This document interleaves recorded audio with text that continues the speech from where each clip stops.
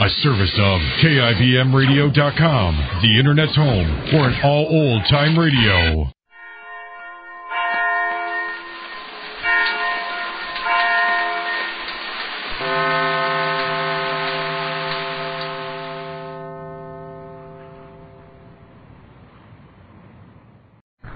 Did you have too many Easter eggs today? Dreaming about that vacation you can't take yet? Want to get away from it all? We offer you Escape.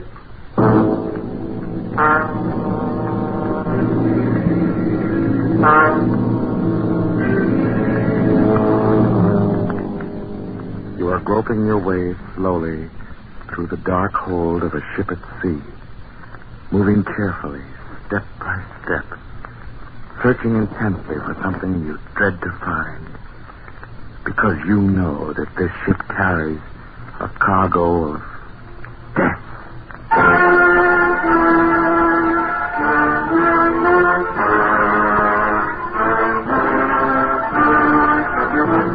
Escape, designed to free you from the four walls of today for a half hour of high adventure.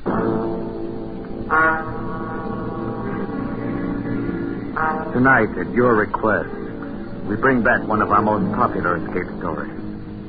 We escaped to a harbor front in Venezuela, and a grim voyage which started from there, as told by Martin Storm in his gripping tale, A Shipment of Mute Fate.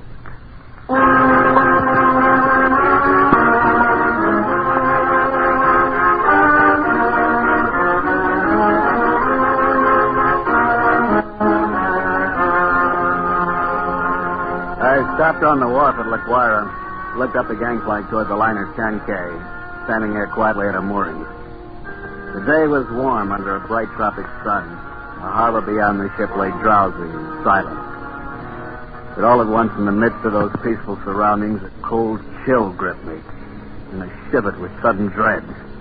Dread of the thing I was doing and was about to do.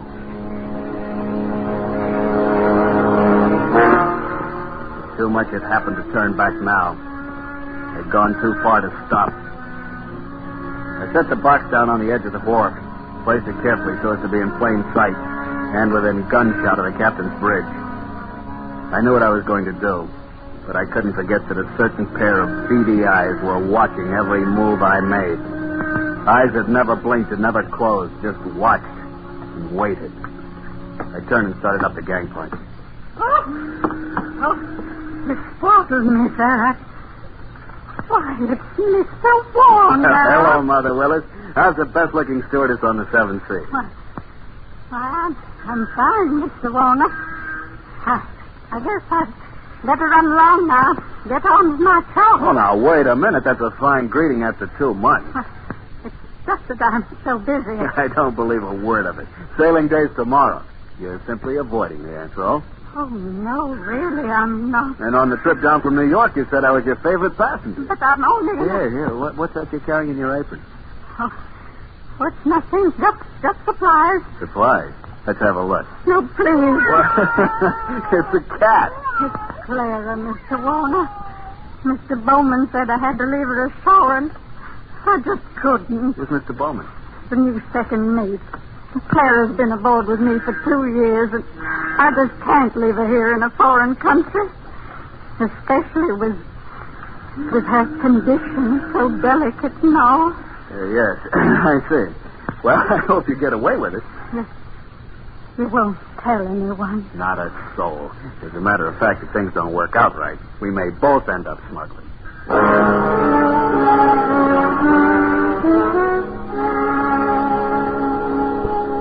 Happy to have you aboard on the trip down 2 months ago, Christopher, and I'm very glad you're coming along with us on the run back to New York. Well, thanks, Captain Wood. There is one thing, though. I'm having a little trouble with the customs men here, and I I can't do it, Christopher. I just cabled your father this morning. Told him I'd have done it for you if I possibly could. He sent a request from New York, you know. Yeah, I thought he would. I wired him from upriver last week. I hated to refuse, but it's absolutely out of the question. Captain Wood, I'm afraid I don't follow you. Responsibility to the passengers, son. We'll have women and children aboard. On a liner, the safety of the passengers comes ahead of anything else. But with proper precautions. Something might happen. What? I don't know what, but something might. carried worse things. There isn't anything worse. Any skipper afloat will bear me out. No, Christopher, I simply can't take the chance. That's final.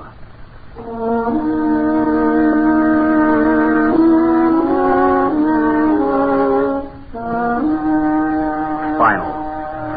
Wasn't final if I could do anything about it. I hadn't come down here to spend 2 months in that stinking backcountry and then be stopped on the edge of the wharf. 2 months of it. Heat, rain, insects, malaria. I'd gone clear in past the headwaters of the Orinoco. Traveled through country where every step along the jungle trail might be the last. Sanchez! Si, Senor Wanda. Better start looking for a place to camp. Be dark in a little while. Si, senor. Very soon we'll turn to red. Camp on rough water. This is a very bad country. This very bad country. We've been saying that for 10 days now. Very bad country. Si, Senor Wanda. This very bad country. Yes, Skipper. For all the luck we've had so far, it might as well be Central Park. Central Park? I don't understand. Never mind. Yeah, what's the matter? Quiet now. Sanchez, what's wrong? They're in the past. See. Bushmaster. Bushmaster. The deadliest snake in the world. Bushmaster. Latin name was Lachesis muta. Mute face. It lay there in the center of the path, a 10-foot length of silent death, coiled loosely in an undulant loop, ready to strike violently at the least movement. Here was the one snake that would go after any animal that walked, or any man. It lay there and watched us, not moving, not afraid, ready for anything. The splotch of its color stood out like some horrible, gaudy floor mat lying there on the brown background of the jungle, waiting for someone to step on it. Here was what I'd come 2,000 miles for. A bushmaster. The natives captured the snake and Sanchez brought it to me in a rubber bag. He was shaking so hard I thought for a moment the thing had struck him. One thing you make sure, Senor Wanda. Not turn him loose in Venezuela. Because he know I the one who catch him. And he know where I live. All right, Sanchez, I'll keep an eye on it. He also know you pay me to catch him. All the time he watch and wait. He'll no forget that, Senor Warner, because he no forget. Not ever.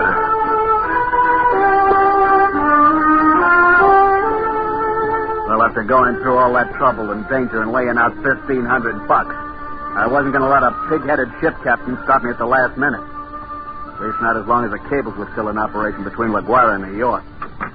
Good morning, Captain Wood. The boys at the hotel said you wanted to see me. That's right, Christopher. Sit down. Thanks. Seems you weren't willing to let matters stand the way we left him yesterday. I'm sorry to go to your head, Captain Wood, but I had to. The museum sent me a long way to get that snake. I'm not going to be stopped by red tape. This will be the only live bushmaster ever brought to the United States. Yes, if I had my way. Orders are orders. Got a cable from the head office this morning. All right, Christopher, suppose we talk about precautions. I'll handle it any way you say. You've got to have a stronger box. That crate's too flimsy. Well, it's stronger than it looks. A wire screen on top of it, the Wildcat. But anyway, I bought a heavy sea chest this morning. We'll put the crate inside of it. Sounds all right. That lock on it. Yeah, heavy padlock. It's fixed so the lid can be propped open a crack without unlocking. Snake's got there. In dirty weather, that lid has to stay shut. I'll take no chances. Fair enough. We'll keep the thing in my inside cabin where I sleep. You can't have it in the baggage room. And nobody on board is to know about it. Whatever you say, Captain. We won't have any trouble after all. It's only an animal. It doesn't have any magical powers. I saw a bushmaster in the zoo at Caracas once. They had it in a glass cage with double walls. Never moved. Just lay there and looked at you as long as you were inside. Enough to give a man the creeps. Didn't know they had a bushmaster at the Caracas Zoo. They don't now. They found the glass broken one morning and the snake gone, the night watchman dead. They never learned exactly what happened. Well, the watchman must have broken the glass by accident somewhere. The way they figured it, the glass was broken from the inside. We sailed in 4 hours.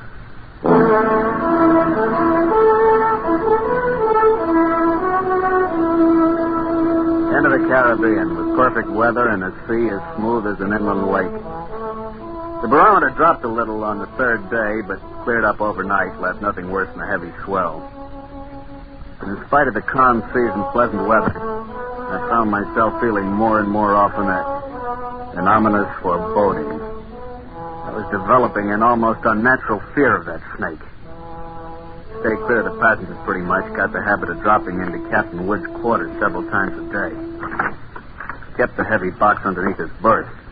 Approach it quietly and shine my flashlight through the open crack. Never once could I catch that 12-foot devil asleep, or even excited. He'd be lying there half-coiled, his head raised a little, staring out of those beady black eyes, waiting. It'd still be like that when I turned away to leave. Maybe that's what bothered me. That horrible and constant watchful waiting.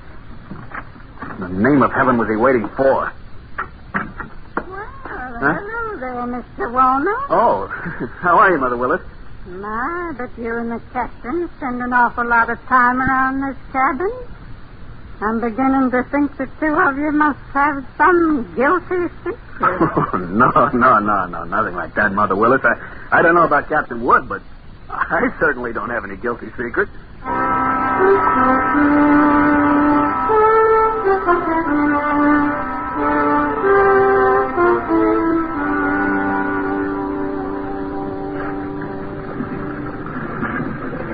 Well, she's running quite a swell out there, Mr. Bowman. Yeah, it's a little heavy, all right, Mr. Warner. Just a storm passed through to the west of us yesterday when the glass dropped. You think it missed us then, huh? Yeah, that's what the mate figures.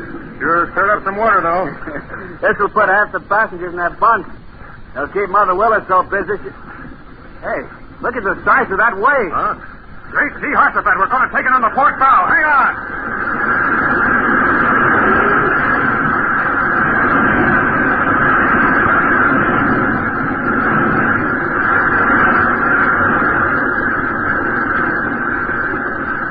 That was a freak if there ever was one. Not another wave that size in sight. Oh, you see them like that sometimes, even in a calm sea. Oh, you got to get below, Mr. Warner. That water probably did some real damage in the officer's deck. Yeah, what did you say? The wheel companionway was open on the port side. The bridge cabins must have taken a pretty bad smashing up. They're right below the... Something wrong, Mr. Warner? No, nothing at all, Mr. Bowman. At least I hope not.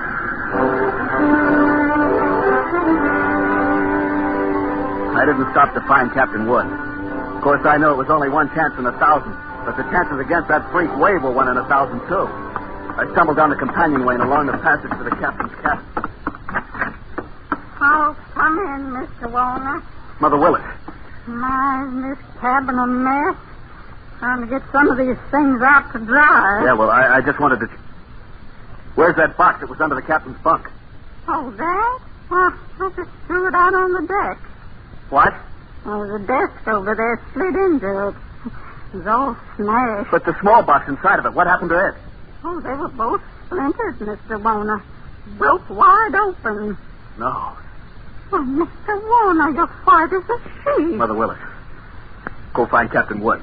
Tell him to come down here immediately. Well, of course, Mr. Warner. I'll go tell him right away. I can finish up here later. I pulled open the top drawer of the bureau inside. Took out the captain's flashlight and loaded pistol. Mother Willis had left him up standing by the door. I put my foot on the head of it and snapped off the handle. Every move I made turned into slow motion. I could hear my own heartbeat. Slowly, I started to search the cabin. Sodden heaps of clothing and furnishings were scattered around on the wet black floor. I punched at them one at a time, holding the gun cocked, flashlight pointing along the stick. Nothing. I worked around the room, throwing the light into the dark corners, back of the desk, under the bunk. Wherever I turned, I could feel those cold, unblinking eyes at my back, watching, waiting. Using the stick, I pushed open the closet door and threw the light inside. Carefully, I poked at the boxes and junk on the floor. Snake was not in the closet. Inch by inch, I covered the entire cabin. And only then a horrible realization began to dawn on me. Captain Wood. Mother Willis just told me. Well, Christopher? It's happened. That's right, it's happened. After you found the gun, we better start searching the cabin here. Captain Wood, I just finished searching it. Oh, then Women, kids, and that thing loose on board. 1,000 places for it to hide. Heaven help us, Christopher.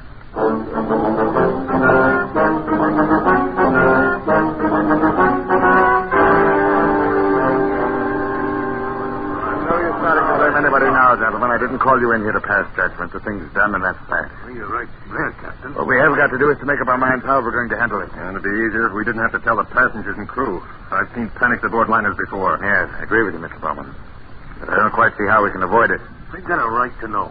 As long as that snake's loose, everybody on board's in the same danger, and they all ought to know about it. Captain Wood, that thing is 12 feet long. It can't simply crawl into a crack.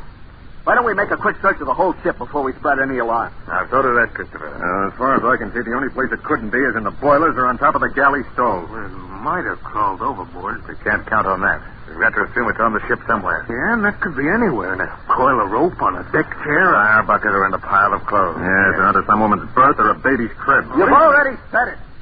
Bushmaster could be anywhere. We've got to do something. We've got to do it fast. All right. I think the best idea is to follow Mr. Warner's suggestion and make a quick search first. You agree to that? Right. And if we don't find it, we'll have to warn the passengers. We've got to find it.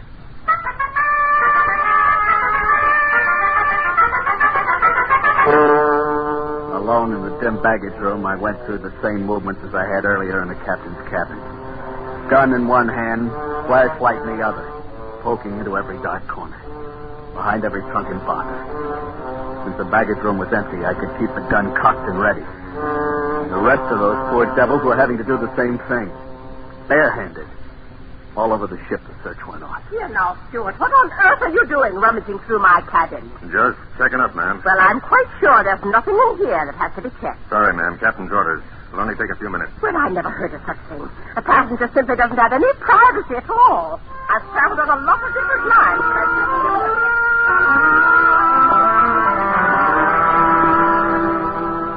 Sir, I wonder if you mind moving over to the other rail. I'd like to look through these lockers. Sure, go ahead. What's the matter? You lost something? No, just looking things over. Oh, there's nothing in there but life preservers. Yeah, that's right. You must be getting ready to sink the boat. Gonna collect the insurance, huh? Gonna send us all to the bottom, huh?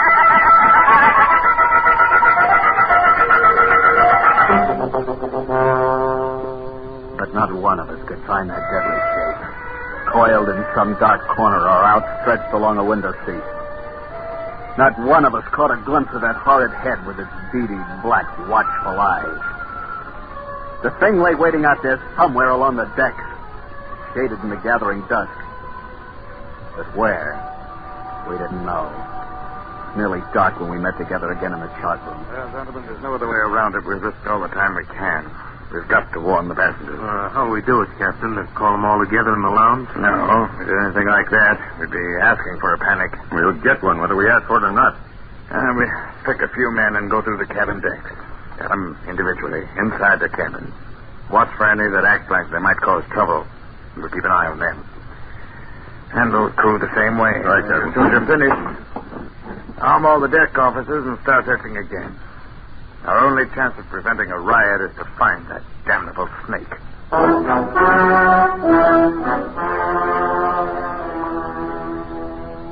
The slow nightmare that followed grew worse by the hour. None of us slept.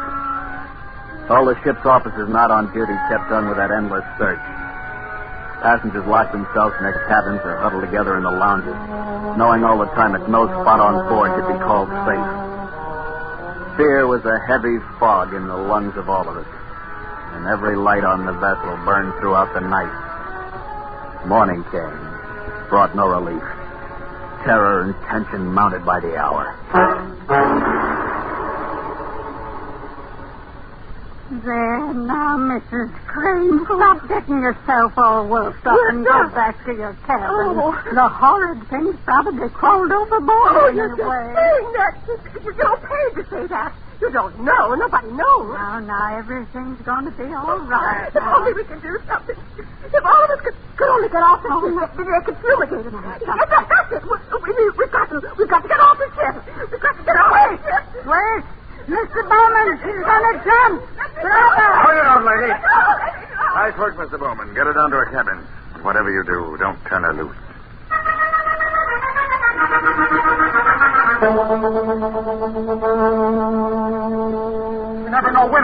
Joyce. You can't put on a coat or move a chair without risking your life. Something's got to be done. It might be right here in this lounge. Yeah, all right, Mr. Duff. Better quiet down and take it easy. Take it easy? You're a great officer. Why don't you do something about it? That thing might be crawling around here right under our feet somewhere. I said, shut up. They're trying to start a panic. I got a right to talk. I don't want to die. Nobody's going to tell me what.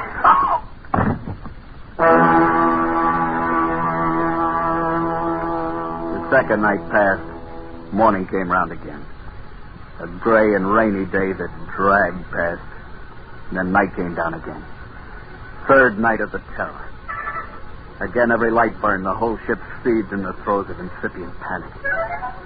Faced by a horror they'd never met on the sea before, crew and officers alike were on the verge of revolt. Passengers sat huddled in a trance-like stupor, ready to scream at the slightest unknown sound. 7 bells, I made my way forward to the chart room, found Captain Wood bent over his desk. Oh, hello, Christopher. Come on in. Sit down. It's got to be somewhere, Captain Wood. It's got to be. I don't know. You could search the ship for 6 months and never touch all the places aboard. If we can only hold out for 2 more days, we'll be in. What's the Home Office say? Use the latest wireless from them. Keep quiet and keep coming. What else can we do? How is it on the deck?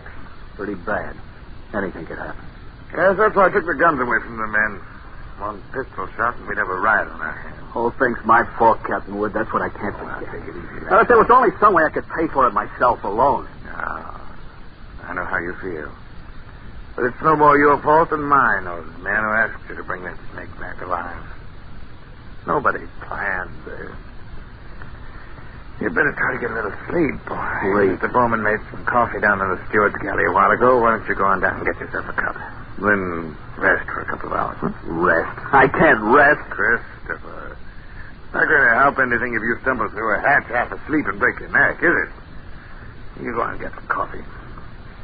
One way or another, we've got to hold out for 2 more days.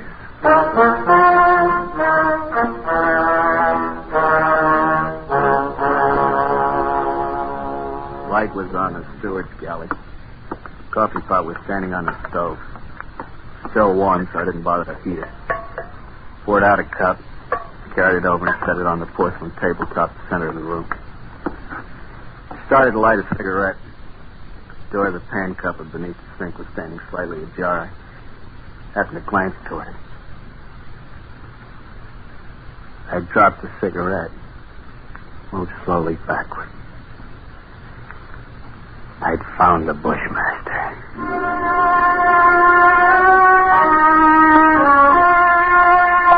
As I moved, the snake slid out of the cupboard in a single sinuous glide, slid back into a loose coil on the galley floor, never taking his eyes off me. I moved slowly back, waiting any moment for that deadly, slithering strike. How had he known it was me? He'd stayed quiet when Bowman was here. How had he picked the first time in 5 days that I was without a gun? My hands touched the bulkhead behind me, and I stopped. Only then I realized the terror of what I'd done. The call button and the door were on the far side of the room. I backed into a dead end. I stared at the snake in fascination, expecting any moment the ripping flash of those poison fangs. The horrid coil tightened a little, and was still again. 10 million years of evolution to produce this moment. Homo sapiens versus Lachesis muta. A man against mute fate. And all the odds were on fate. I knew then that I was going to die.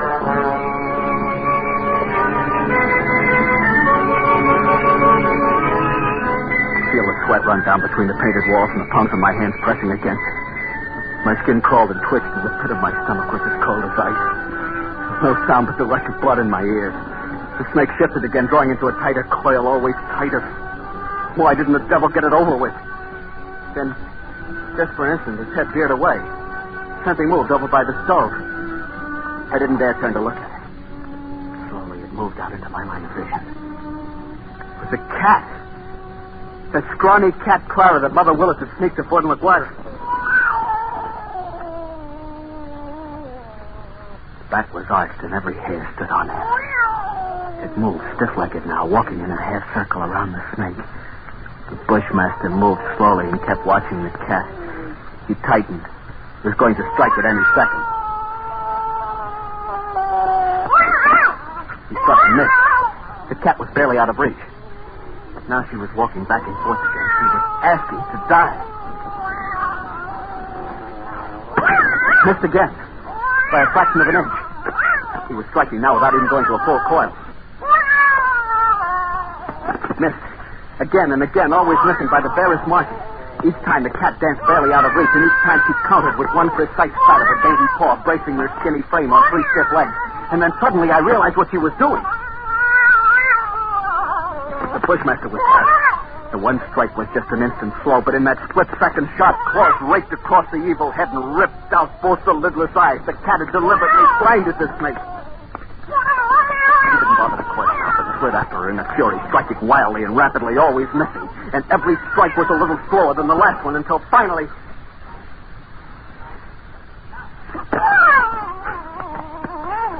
Neck stretched out at the end of the strike. The cat made one leap and sank her razor-sharp teeth just back of the ugly head. Sank her until they crunched bone. Something clawed and clung as the monstrous snake flailed and lashed on the floor, striving to get those hideous coils around her, trying to break her hold, to shake off the claw in certain paralyzing death that gradually crept over him and at last stilled his struggles forever. I took a deep breath. The first in minutes. The cat lay on her side on the floor, panting, resting, and the fight just over. She had a right to rest. That mangy, brave, beautiful alley cat had just saved my life, and maybe others as well. But as I turned toward the stove, I suddenly became very humble. And I knew all at once what a small thing a human being really is. I and others aboard were still alive only by the merest accident. There were 3 reasons why that cat had fought and killed the world's deadliest snake.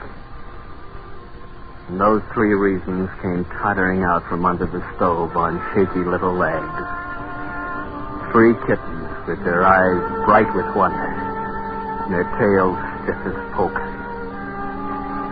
Up on the decks, hundreds of passengers were waiting for the news that the days and nights of terror were ended. They could wait a little longer. I pulled open the doors of the cabinet, found a can of milk. Then I dropped down on my knees on the floor of the galley.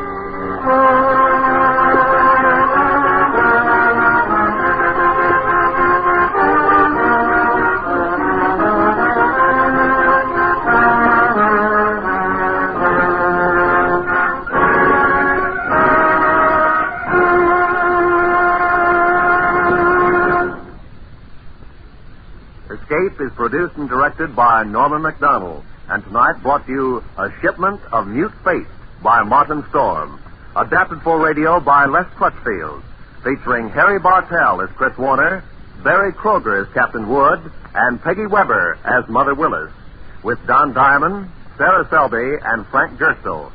Special effects by David Light. The musical score was conducted by Wilbur Hatch. Next week,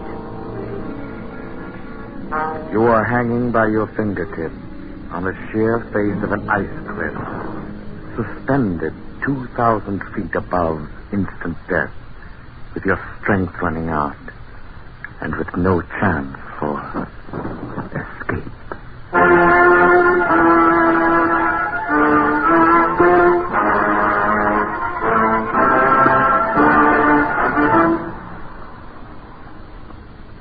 next week, Escape with C.E. Montague's exciting story, Action. Good night, then, until the same time next week, when CBS again offers you Escape. This is CBS, the Columbia Broadcasting System.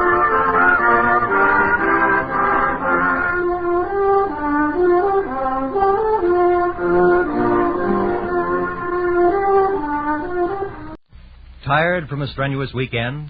Spring fever give you the wanderlust? Want to get away from it all? We offer you Escape.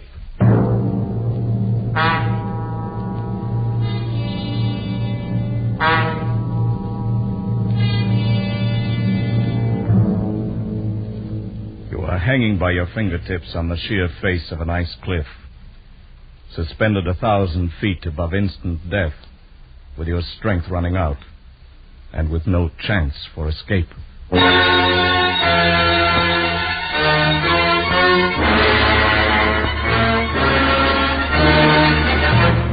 Escape, designed to free you from the four walls of today for a half hour of high adventure.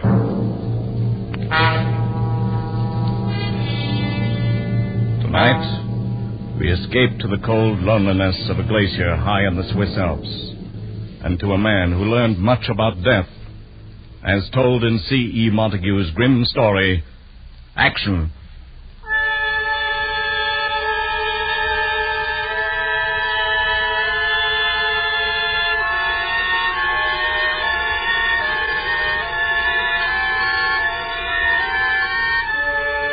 High in the Swiss Alps, well above 12,000 feet, a man clings with desperation to the frozen glass wall of the Chaliot Glacier, hands and feet jammed into shallow steps chopped in iron-hard ice. A cold wind drives a spray of dusty sleet along the overhanging wall, and the sun has fallen away among the crags to the west. Darkness lies 1 hour ahead. The man has climbed with painful care 1,000 feet up the glacier's face from the broken moraine at the foot, and is moved now onto the underside of a great bulge in the ice, a part of the wall which breaks out beyond the perpendicular, and the man is forced to hang from slots cut by his axe much as a sloth hangs from a tree branch. 12 more feet lie between him and the brow of the overhang. 6 more steps to be chopped out with the axe, and 1,000 feet of void space waits beneath him. The man is unable to lift his heavy axe for even one more stroke. He's tired, and he's 52 years old. No experienced mountaineer would ever attempt the west face of the Chaliot Glacier. And yet this man is an experienced mountaineer. But why? Why? What strange events have conspired to bring him along the path of his life and leave him hanging now in peril on the brink of eternity? Through what shadows has that path led him, and where are those who saw him pass? Can we ourselves move back along it, move back step by step against the river of time, move backward along the life path of Christopher Bell?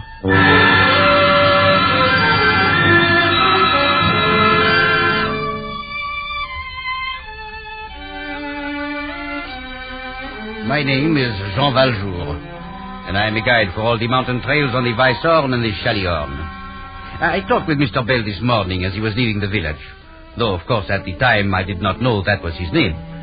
The season is over, you understand. Winter will come in another week or two, and most all the visitors are gone. So, you see, I was very surprised to hear a stranger call out to me in English.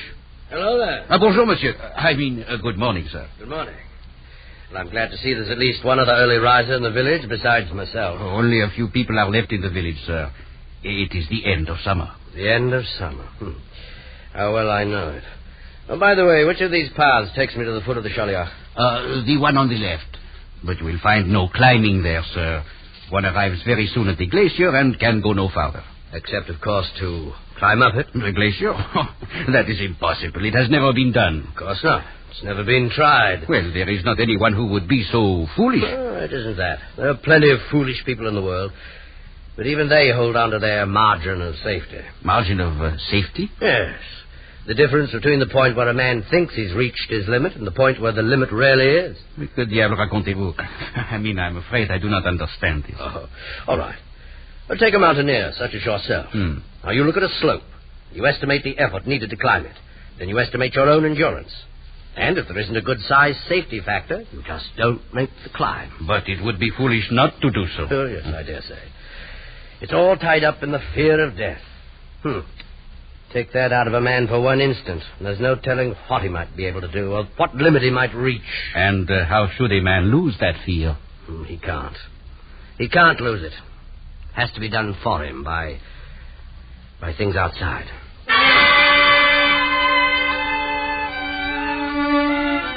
He turned and left me then, this Mr. Bell. Walked up the path toward the glacier. That was early this morning, and I did not see him again. His talk with me made no sense, and I could not understand what he meant to do or why he was going to do it. I remember thinking, what a strange man. But I know really nothing more about him. I believe he arrived in the village only last night and took a room in the Zinal Inn.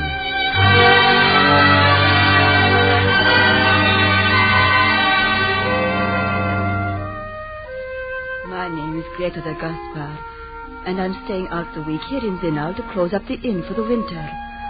I have known Mr. Bell for the last 30 years.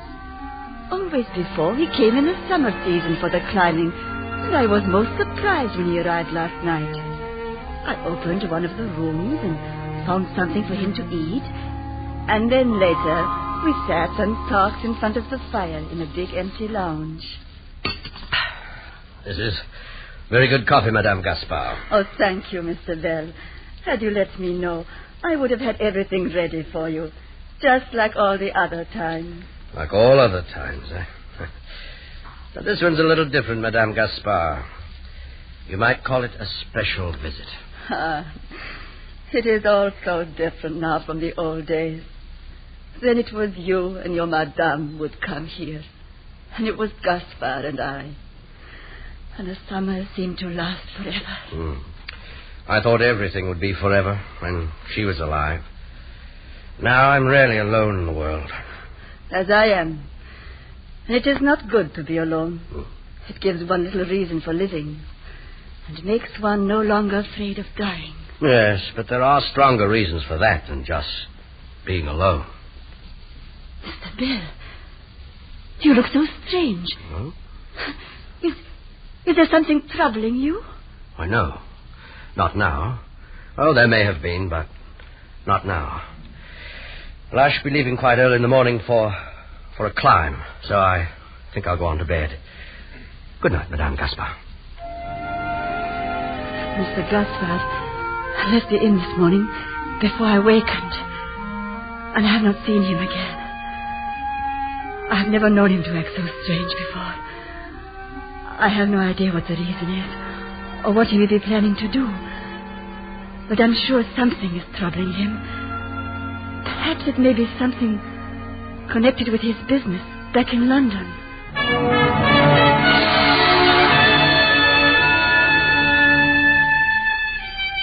My name is Matthew Bruff. I've been chief clerk in Mr. Bell's London office over the past 25 years. I've always found him to be a considerate and dependable employer. I've never noticed anything you might call unusual about him until one day about 3 weeks ago. Mr. Bell entered the establishment a bit late, as I recall, and passed immediately into his own office without acknowledging my customary greeting. A little while afterward, he sent for me.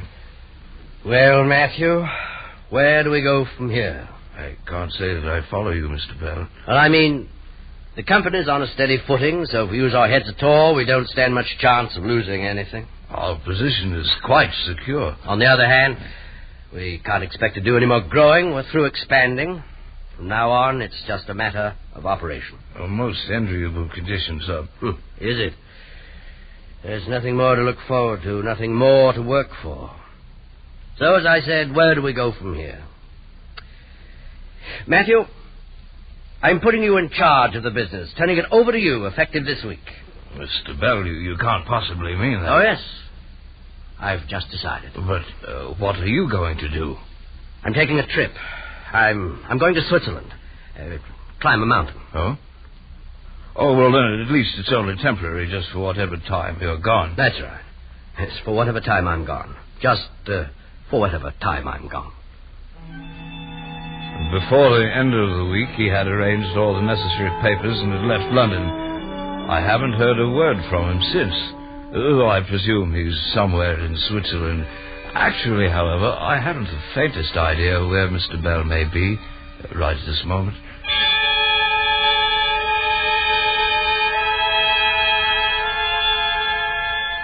Minutes pass on the glacier, and the shadows grow longer from the jagged peaks to the west of the Shaliok Glacier, and reach out with dark fingers toward the man who clings to the icy wall, while his pounding heart beats out the number of his time on Earth.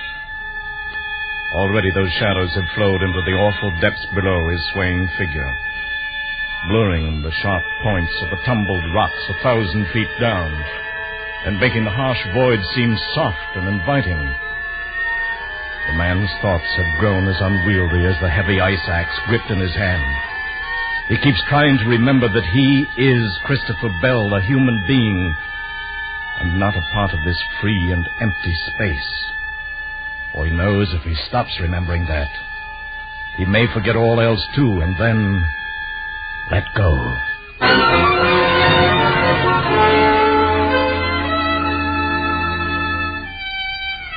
There's been no reason for trying to locate Mr. Bell, since nothing of any importance has occurred during these 3 weeks. I'm sure he's quite all right. Only one thing still puzzles me a bit. The remarkable change in him on that morning 3 weeks ago. I never heard him talk like that before. And whatever the reason for it, I'm quite sure it was something that happened that morning before he came to the office.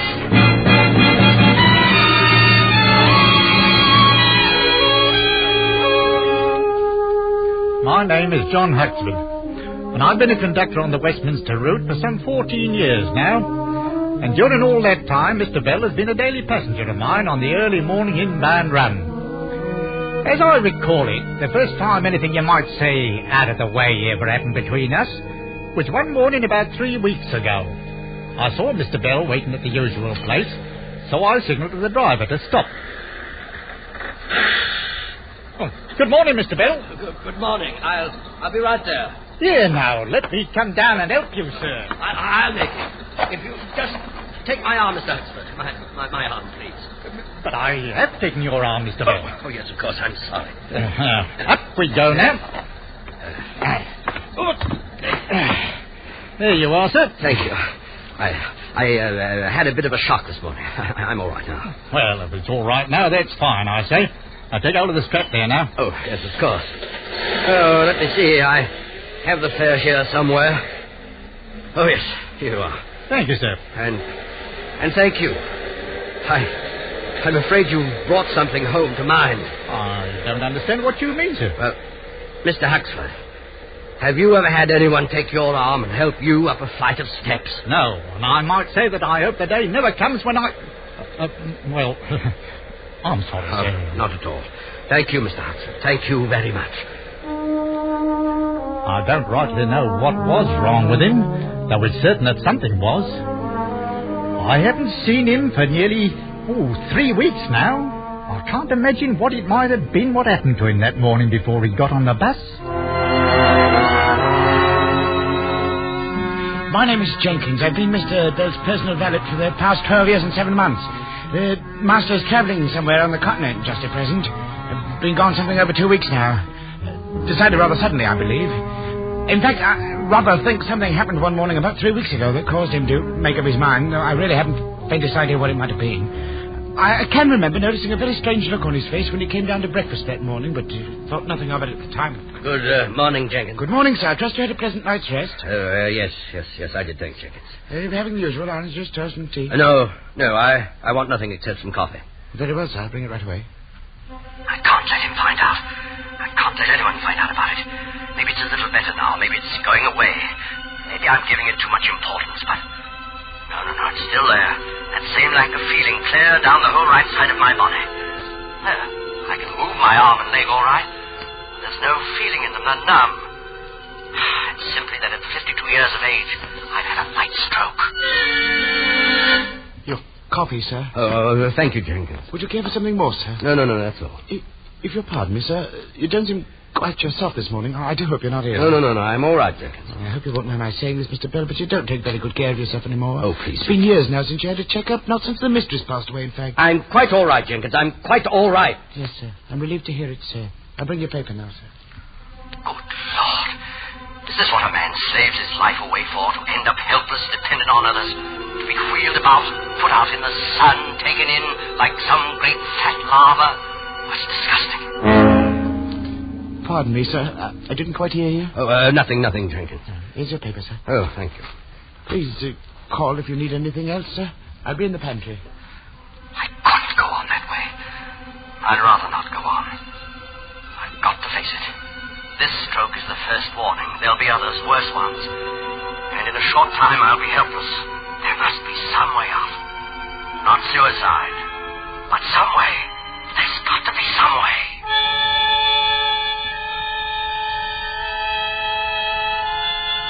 The icy wall hardens into cold, vitreous steel as the dust-born shadows chill its surface. The merciless ice is beginning to freeze the cramped joints of the man's fingers now, and the heavy axe swings idly at his belt, tracing a fumbling pattern on the thin air of the void. How much longer can he cling to those slots in the glacier's face? How much longer does he have to live? 30 seconds? A minute? What's the margin of safety now? And what does a man think of while his pulse beats slower and he waits to die? Strange how I'm able to go on, hanging to this slope, clinging on to life. I can't feel another ounce of strength left in me. Strange, too, how it seems I could stay here forever, becoming part of the glacier itself, looking down at the rocks below and out across the peaks and the ice. I was right. Dying isn't so bad, really. Not when it's like this. Rather pleasant, in fact. It looks so soft down there. The shadows and the snow. And the wind. Perhaps I could let go. Float out on the wind like an eagle. Or be blown along by it like drifting snow. Well, the sun's gone now. It will be full dark in a few minutes. Maybe I can hold on that long. But everything is dark. Even the snow and the ice. And who knows? Perhaps I'll watch the sunrise tomorrow and set again. And even beyond. Oh, no. I can't last even one full minute longer. I'm through. I'm finished. I can't even last a half. Huh? Chips of ice sliding over the edge. It's funny how a glacier sheds off that way. I suppose the difference in temperature between day and... Oh, wait. An ice axe. That was an axe. No other sound in the world like it. Fell from up above the overhang there. There must be somebody up there on the slope, coming down from the top. Hello! There he is. Wait, that's 5, 6, 7, 8, 9, 10. Hello! That's a mountaineer's call for help. Someone's dropped his axe and he's in trouble up there. It's right above this bulge. If I can only... No, my throat's too dry. Well, 6 more steps to cut to reach the edge there. All right. 6 more steps. I was done in. I was finished. And now 5 more steps.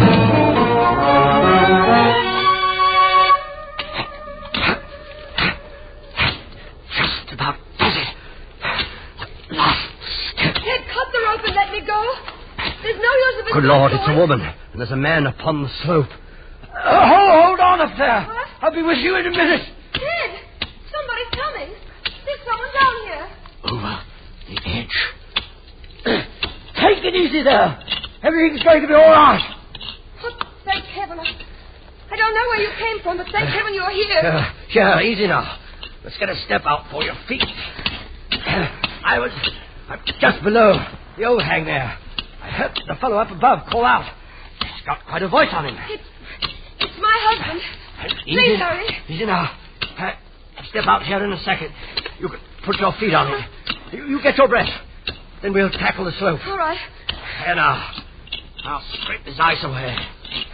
Easy now. There. Oh, That's better, isn't it? Oh, yes. Oh, you're all right now. Just lean there. When you feel like it, we'll go on up. Oh, my name is Christopher Bell, by the way. I'm Anna Gerland. How do you do? Thank you. I thought we were done.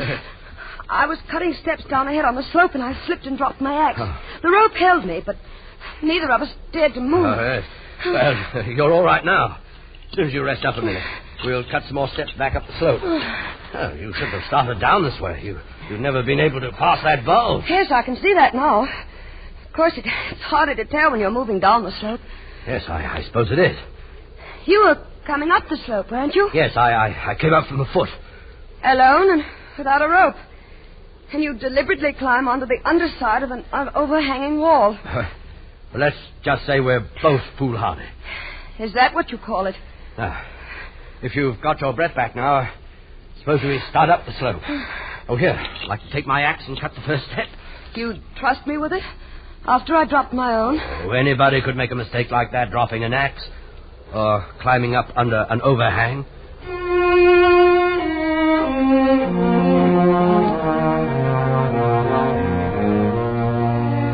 My name is Theodore Gerland, and I'm the husband of the woman who slipped and fell on the wall of the glacier.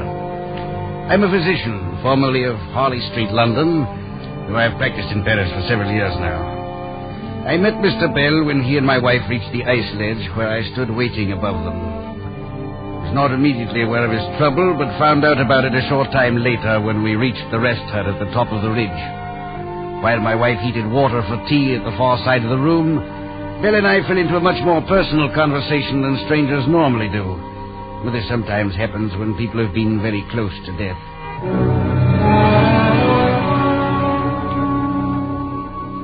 At any rate, Dr. Gerland, you can see how it is. The life of an invalid doesn't seem very appealing.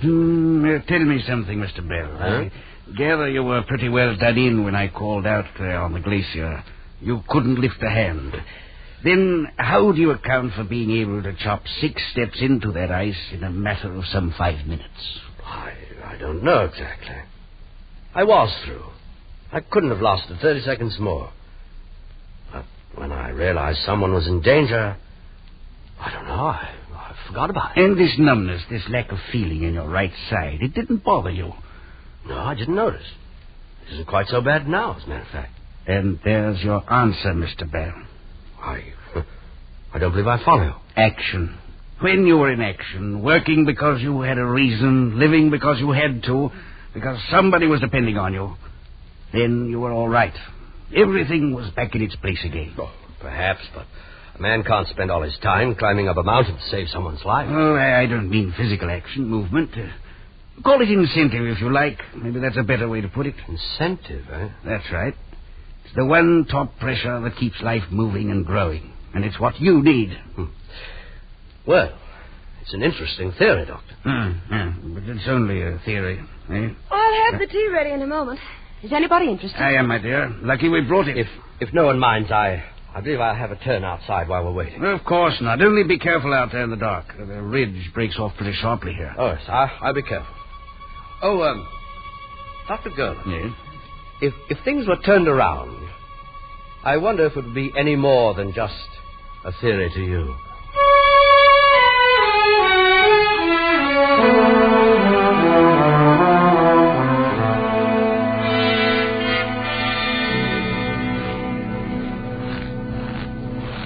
Mr. Bell, where are you? I'm over here, Mrs. Gerland. Beautiful, isn't it? With the stars so clear and bright. Yes. Well, there won't be any more clear nights before the winter storms. It would be a shame to give it up, you and I. What do you mean? I've got to say this quickly, because I don't want my husband to know.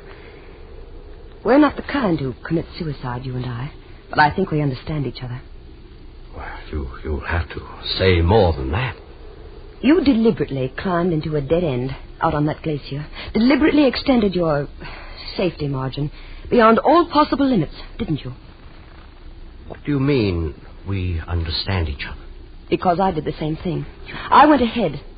I picked that route down the slope. But No, please wait. In 30 seconds, I would have cut myself loose from that rope. Oh, we went to an awful lot of trouble so we wouldn't have to call it suicide, didn't we? You? But why?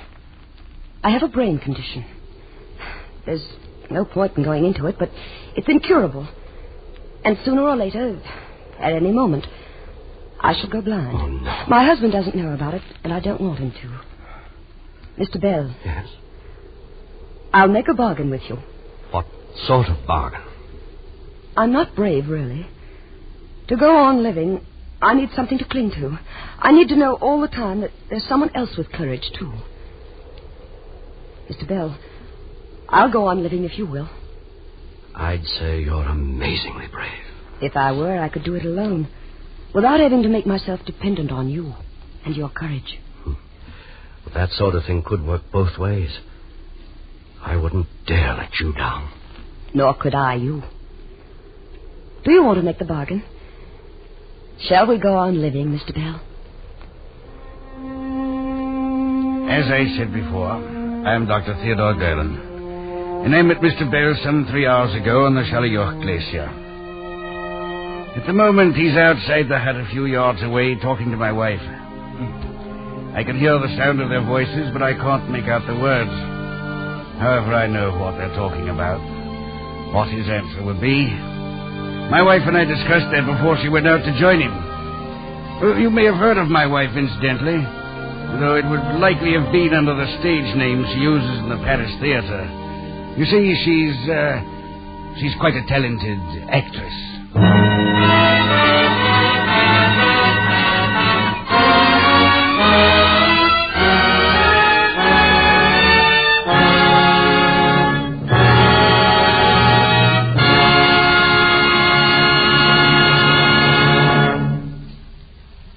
Escape is produced and directed by Norman MacDonald, and tonight brought you Action by C.E. Montague, adapted for radio by Les Crutchfield, and featuring Joseph Kearns as Christopher Bell and Eric Rolfe as the voice, with Louis Van Rooten as Dr. Golan, Marta Mitrovich as Greta, Jeff Corey as Bruff, Ray Lawrence as Huxford, Barry Kroger as Jenkins, and Joan Banks as Mrs. Golan. The musical score was conceived and conducted by Wilbur Hatch. Next week. You are in mid-ocean, aboard a Jinx ship. Already 3 men have died, and you know that some malignant force is aimed at you, and you cannot escape.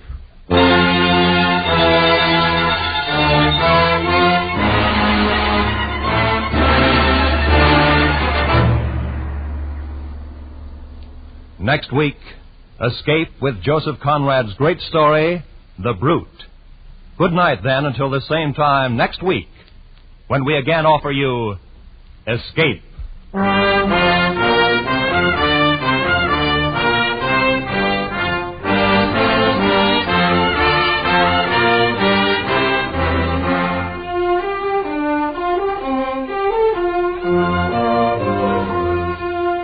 This is CBS, where 99 million people gather every week, the Columbia Broadcasting System.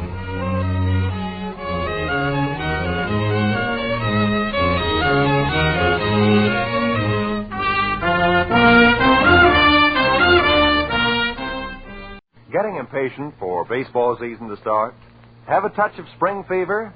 Want to get away from it all? We offer you Escape.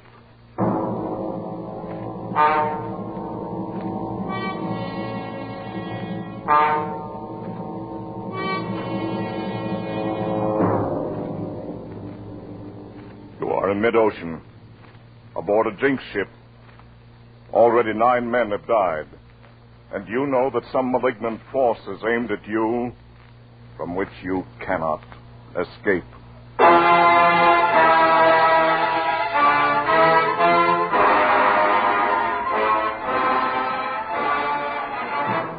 Escape, designed to free you from the 4 walls of today for a half hour of high adventure.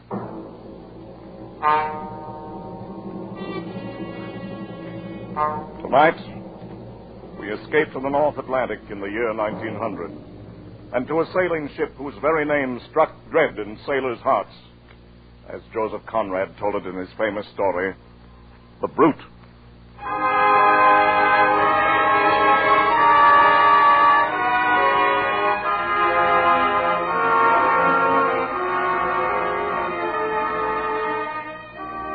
Tell it just by looking at her, proud and strong and beautiful on the outside. You couldn't see the black heart inside of her, and you'd never know she'd killed at least a dozen men and maybe more. But I knew her for the murdering she-devil she was. I saw her the day she killed her first one, and I was there too when she finally made a big mistake and killed the wrong person. But that was a long time later. Well, she had a name all right. But after that first day, her first killing, nobody but the family ever used it again. Everyone else from that day on would look at her, half afraid and half snarling, and they called her the Brute.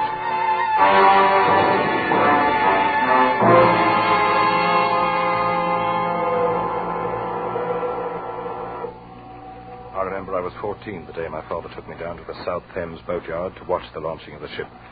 My brother Charlie was there, of course, 8 years older than me and very proud of his one gold stripe, now that he'd be made an officer on the Apps line. Charlie and Father were talking. I just stood and listened to them and didn't say much of anything myself. Look at her, Dad. Ever see a ship in your life with lines like that? I bet she'll outsail any clipper in the China trade. Well, that remains to be seen, Charlie. How soon are they going to launch her? Any minute now. Oh, I'd give a lot to be sailing on her, instead of on the Malcolm Apps. Well, the Malcolm's a good ship, son. As good a ship as any the Apps family owns. No, I'm not kicking. I'm glad enough to be through apprenticeship and get my commission. But even at that, I'd almost rather be a bosun on this ship than third mate on the Malcolm. I understand that Colchester's to be her captain. Yes, that's right. Oldest commander with the Apps and Sons line. Look at the size of her, Dad. She's a full 2,000 tons. Less half a ton, Charlie. Oh, good morning, Mr. Jermyn. Mr. Wilmot. Hello, Ned. How do you do, sir? No, Charlie, she came to 1,999 and a half when we measured the rope. Well, 2,000 tons or not, Mr. Jermyn. You'll never build a better ship than this one. I don't know, Charlie. I built her the way Mr. Ops once did. She's big and she's stout, but I don't know. And what's your reason for saying that, son? No reason that makes any sense. About the devil's own time with her. Cabin doors jamming when they shouldn't. Edge covers that wouldn't fit after they'd been measured up. Blocks fouling for no reason at all. I don't know, Mr. Wilmot. But if she were a human being, I'd say that maybe she's insane. Oh, come now. You've been working too hard, Mr. Jermyn. Better take a vacation now that she's finished. Well, I could certainly use... I say, that's Maggie Colchester up there, the captain's niece. Is she going to do the christening? That's right, Charlie. And I'd better get down below now. My own men are going to knock the stays loose and let her slide down into the water. Well, good luck, Mr. Jermyn. Thanks, Mr. Wilmot. Come on board for the celebration after she's launched. Bring the boy. Fine, thank you. We shall be there. They'll let it go any minute now. Dad, I'm going to sail on that ship someday. Oh, you'll probably sail on a lot of Apps line ships before you're through, Charlie. Look, they're giving Maggie the champagne now, and she's going to christen it. Yes, listen. I christen the Apps family. The Apps family. So that's what they're naming it, eh? All right, Pink. No go to stairs. Let her go. Look, Dad, she's starting to move. There she goes. Yes, well, look at that speed. I never saw it. Jermyn, look out!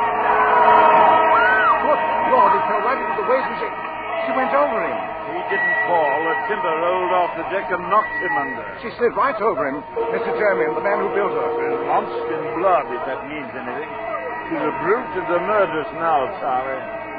Still think you'd like to sail on her? It was an accident. It doesn't mean anything. Perhaps not.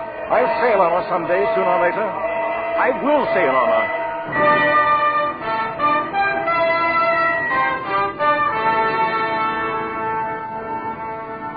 Well, the way things worked out, I was the one to sail on her first instead of Charlie. He'd gone on out to the Orient aboard the Malcolm. And 6 months later, when I started my apprenticeship, I found the company had assigned me to report to Captain Colchester on the Apps family, or the Brute, as everybody was calling it privately. There was some kind of mix-up in the sailing orders. And by the time I came on board, the tug already had a line on the big sailing ship and was starting to ease her stern first out into the channel. All right now. Ease ahead there. Pick up the slack. Captain Colchester was at the taffrail shouting orders to the tug captain, and the mates were forward somewhere, handling the check line. You've got the slack now. Haul away. I stood at the waist, waiting for a chance to report in, and watching a young fellow about my own age who was doing something or other up aloft on the mizzenmast above me. The tug had drawn the line out taut, but the ship hadn't started to move yet. You've got no way on her yet. Turn your engine up to full speed. The tug was churning the water to froth, and the hawser was tight as a bowstring, but we still didn't move. Keep her up. Hold that on full throttle. Then suddenly the ship gave a lurch and started back like a bucking horse. The men forward had no chance to ease the check cable, and a second later it snapped. The ship plunged on back and then sheered over, something up with a smash against the pierhead that knocked me sprawling on the deck. And at that moment, the lad who'd been working aloft on the mast crashed down onto the deck not 10 feet away from me. And he lay there without moving. Give a hand up here on my waist, mate. Young Hawkins just fell out of the tops. Hey. That's too bad. Is he dead, Captain Colchester? He's dead, boy. You get a hold of yourself. Don't stand there trembling. You never seen anybody die before? Yes, sir. On the day they launched this ship. Oh, Jermaine, eh? You're young Ned Wilmot, I suppose, the new apprentice. Yes, sir. And no doubt you may have heard this ship called by an unpleasant name once in a while. Yes, sir. The Brute. Well, you'll be kind enough to remember while you're aboard that her name is the Apt family, and she's had her share of accidents, the same as any other ship. Is that quite clear? Yes, sir. Now get along forward with you and stow your gear away on the forecastle. You'll take over young Hawkins' duties for the time being. Yes, sir.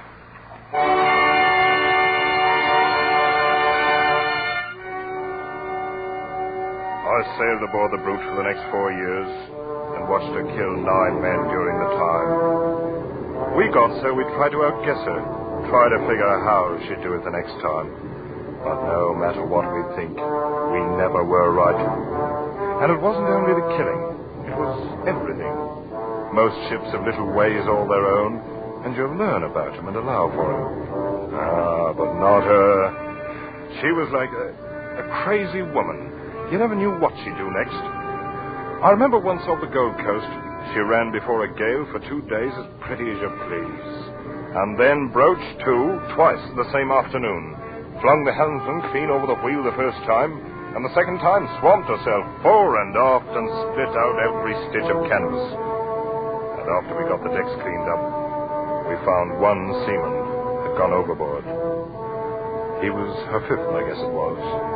Or maybe the 6th.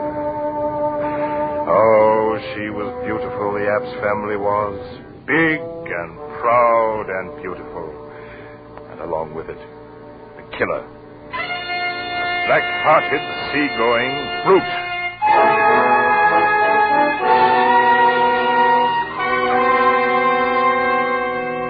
My brother Charlie was on the China run all that time. First on the Malcolm and later on the Lucy Apps. But we never happened to hit port at the same time. Finally, the time of my apprenticeship was up. We boomed into London at the end of the trip. And I went before the board for my papers. I guess they figured anybody who could stay alive for 4 years on the Brute must be a seaman. Anyway, I passed, and Mr. Apps handed me my sailing orders along with the commission.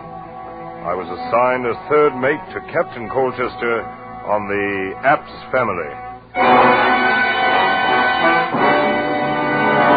Well, congratulations, Ned. Glad you're going to stay with us. Thanks, Captain Colchester. You've been a hard-working apprentice, and I've no doubt but you'll be a good officer. In fact, we have a man on board who'll make sure of that. Why? What do you mean, Captain? Got a new first mate on this trip.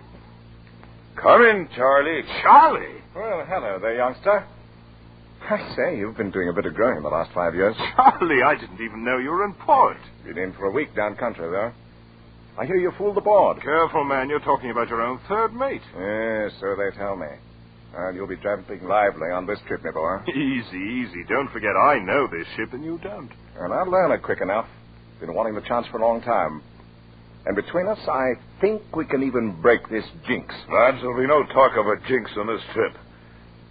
At least not in the cabin as long as Maggie's going along. Maggie? Who's Maggie? Ask your brother. I think he's the one who talked her into the trip. Though she claims it's for her health. I'll leave you two to get acquainted. We'll be about 10 days loading if you've got any plans. What's he talking about, Charlie? Who's Maggie? His niece, Maggie Colchester. You remember her, the girl who christened the ship? Oh, of course. Well, hasn't Dad told you where I've been spending shore leaves for the last year and a half? No, Charlie, I didn't know anything about it. Well, then let me show you something. Here. Now, if I have my way, Maggie will be wearing this before the trip's over. Here, take a look. Blimey. That's all right. Yes, I bought it in Cape Town. It's a blue-white diamond set in platinum. Is it big enough to go on a finger? Oh, it's big enough, all right. And that's where it's going if I can talk her into it. And who's going to talk who into what, Charlie? Maggie, I was, saying that, I hoped I could talk you into going ashore for dinner with me. Oh, where are you now? You big liar. Oh, Maggie, this is my brother, Ned. Ned, this is Maggie. How do you do? And are you one of the officers, too? I'm the new third mate. Well, I certainly hope you're more truthful than your brother. Maggie. Whose invitation to dinner I am accepting with pleasure. Oh, really? See you both later. All right, you are. About an hour. Charlie, she's lovely. And she's more than that, Ned. She's everything as far as I'm concerned. Well, in that case, good luck. I hope you get her. Well, we'll see about that. Anyway, with Maggie aboard, we've got to make sure this jinx ship stays on good behavior for once. It'll be the first time if she does. Well, it's the first time we've had both the Wilmots on board together. We'll tame her down, Ned. We'll make her calm and peaceful as an old workhorse. Just you wait and see if we don't.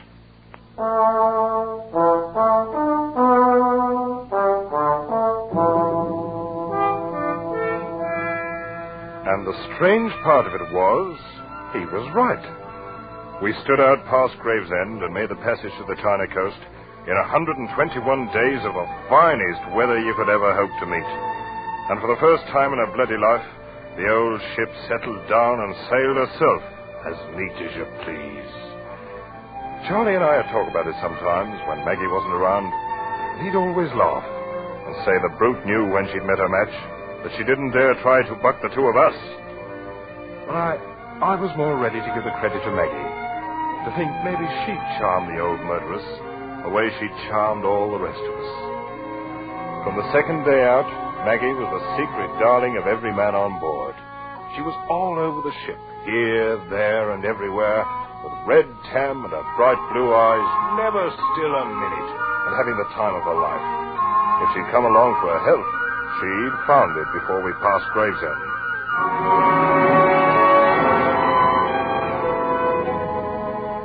We raised a storm on the passage back and ran 4 days in a heavy gale.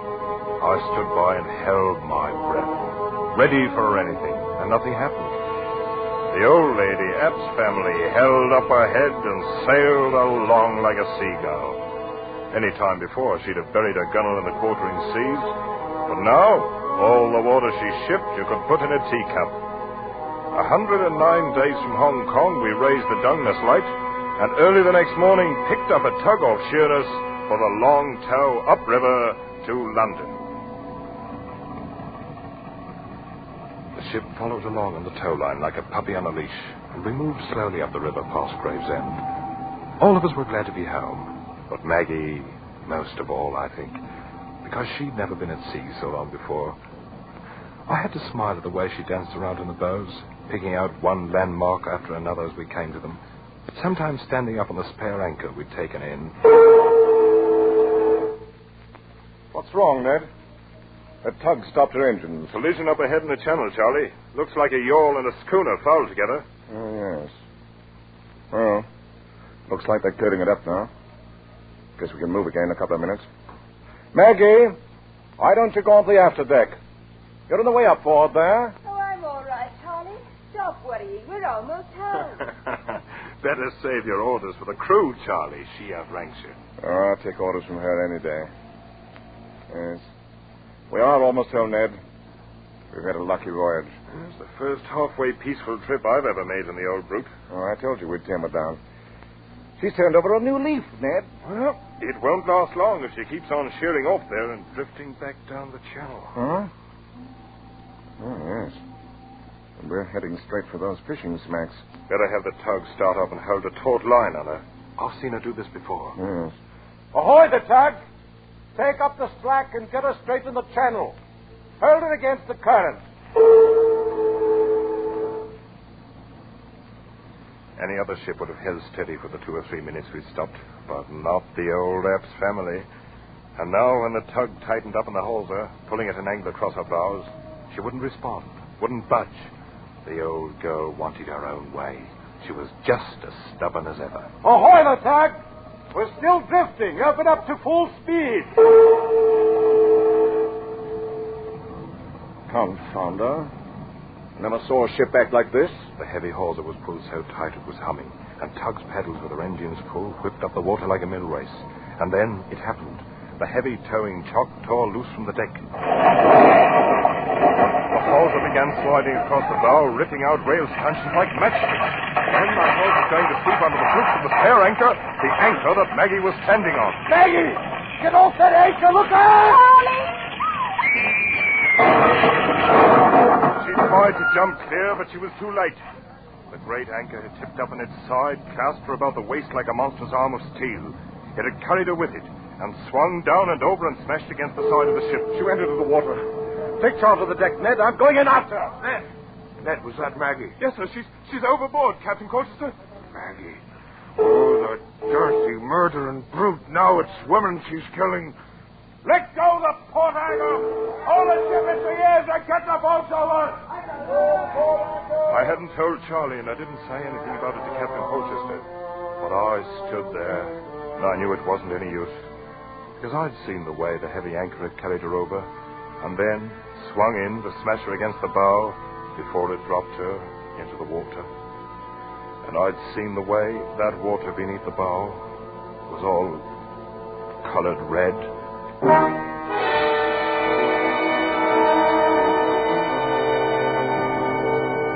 They found her at late afternoon when the tide turned, and she floated clear of one of the mooring buoys. And the next morning, we tied up in the London docks. The men had been happy at coming into their home port, but now they remembered how she'd been happy too, their own darling. I'd never before seen a crew leave a ship so quietly, and some of them, when they reached the wharf, turned back and cursed her under their breath.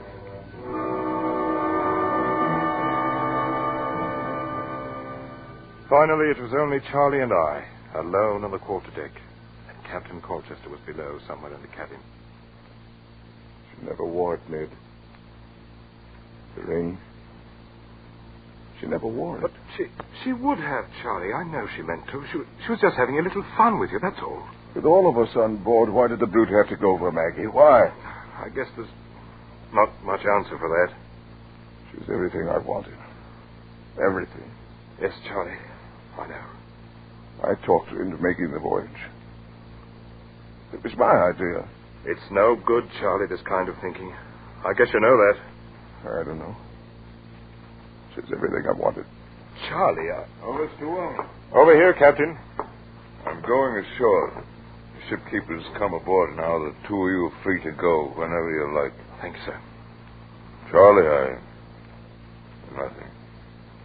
I'm resigning command in the morning. I'll never set foot on board her again as long as I live. I feel the same way, sir. Well, come into the company office in a day or two and sign out for the log. Good day, gentlemen. Charlie, we'd better go ashore, too. We're done here. Yes, I suppose we are. I'll arrange to have our gear picked up later. There's no use of... Captain, look out! Missed him! But yardarm off the mainmast. Fell right behind him. Ah, you missed me, you murdering brute! And that was your last chance, go! Ned, that yard was made fast at Dungeness. And now it falls out of the tops with the ship lying still at the wharf. Yes, Charlie. Come on, let's go ashore. Wasn't the devil satisfied for one trip? there no way of stopping her? How many more does she want to kill? Charlie? Oh, Ned. Ned, take me home.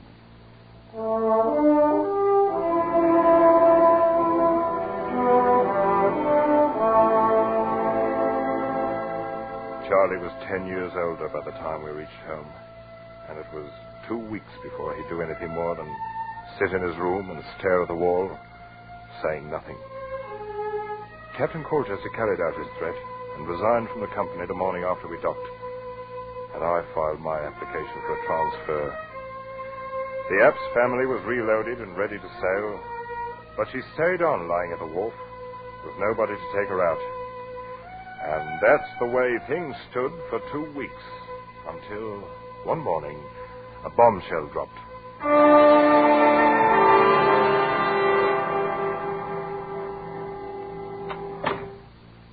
Hello, Ned. Charlie, I wondered where you went this morning. And I left the house early. How do you feel? Fine.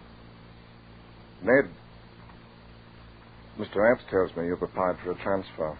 Another ship. Well, yes, I did, as a matter of fact. You saw Matt Apps? Yes, I stopped into the office this morning. Ned, it's up to you, of course, but I hope you'll change your mind. Not a chance. The ship sails tomorrow morning. Oh, so they finally found somebody crazy enough to take her out? Yes, they did. Me. You? You're going to skip her the Brute? That's right, Ned. But I it's thought... a short voyage, North Atlantic run. Be awfully glad to have you along. Somebody I could depend on if you feel like signing on again. Charlie! Of course, it's up to you. All right, Charlie. I'll sign on again. Be glad to.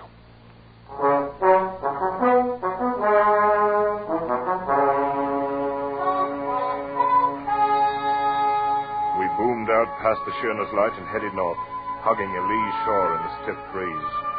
The ship drove ahead as steady as a barge, with scarcely a roll or a quiver. But in spite of the smooth and easy way she handled, I couldn't help feeling uneasy. I could sense the black spirit of her brooding somewhere down inside, mocking and taunting us with her bloody memories, and waiting for a new chance. By nightfall, we were running hard in along the Kettling coast, where those rocky headlands break at intervals out of the shelving sandy beaches. The onshore wind held steady in our quarter, and the sun sank down behind the land some 3 miles away.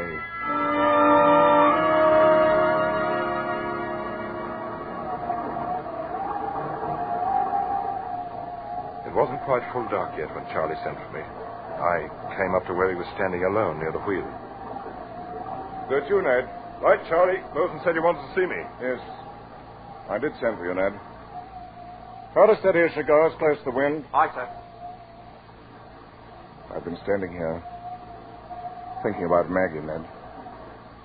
How she scrambled around over the decks, making friends with everybody, having the time of her life. Charlie, you've got to stop it. No, I'm all right. I like to think about her. It's this ship and all the memories around it. It's what I was afraid of. No, it's all right.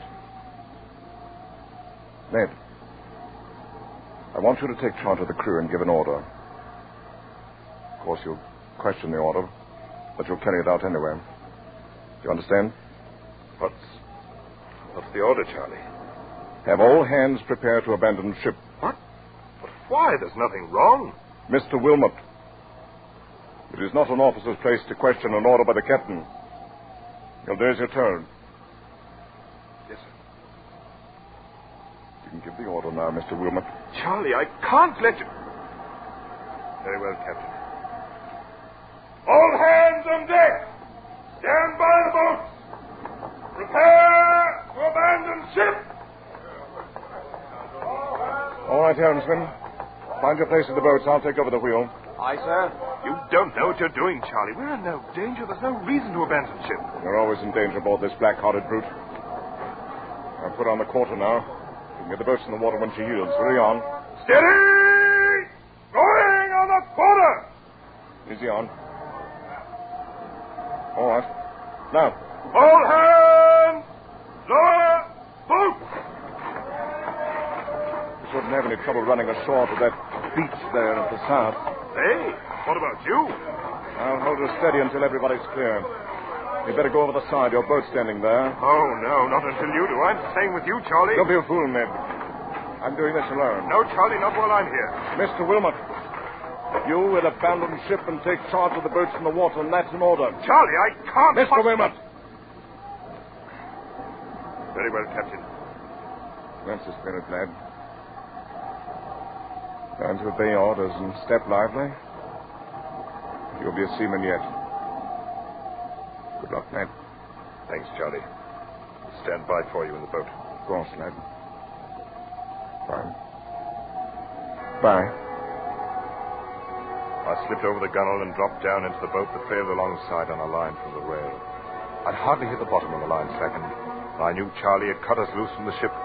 He was alone on an hour, alone in the night sea, with a black brute.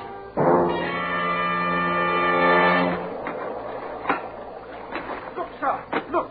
He's laid it over, away from the wind. Charlie had put the helm over hard, with a terrible shudder of her dark sails and a smother of white foam from her bows.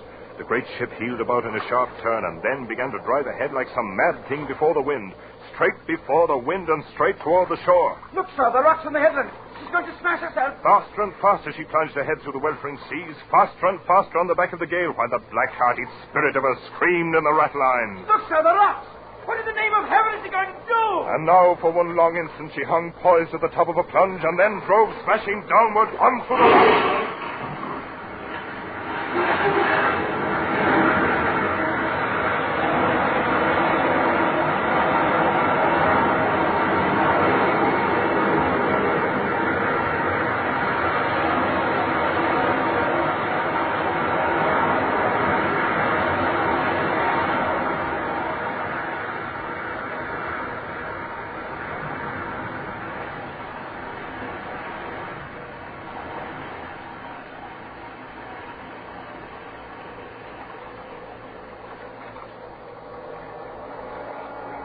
We stood by, as close as we dared, for 3 hours, while the killer ship pounded herself to bits in the surging sea.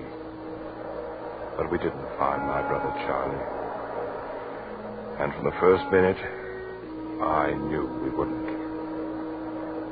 Because just before I'd left the ship, there by the helm, in the light of the binnacle lamp, I'd seen the thing he was holding, clenched tight in his hard brown fist. It was a tiny platinum ring set with a blue-white diamond.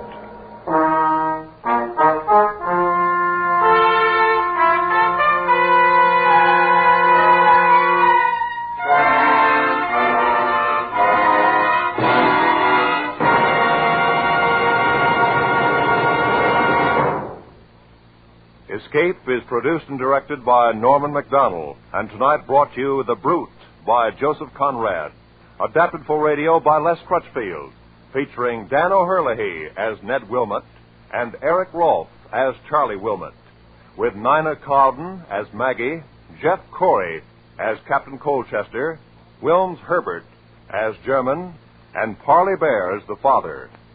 Music is conceived and conducted by Wilbur Hatch. Next week. You are far into the remote hill country of Afghan. Caught in an ambush by the fierce Pathan tribes. Trapped in a hopeless fight from which there seems no escape.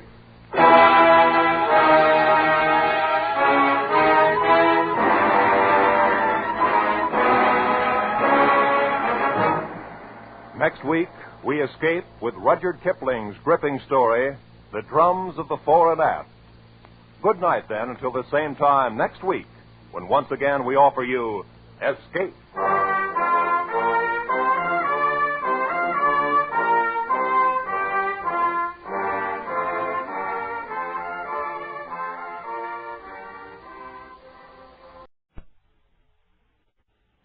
We offer you Escape.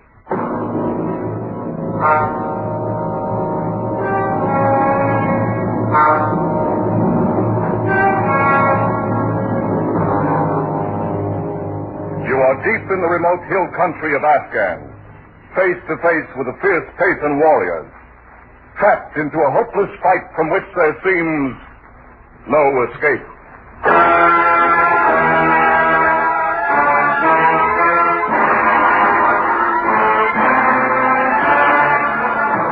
Escape, designed to free you from the four walls of today for a half hour of high adventure.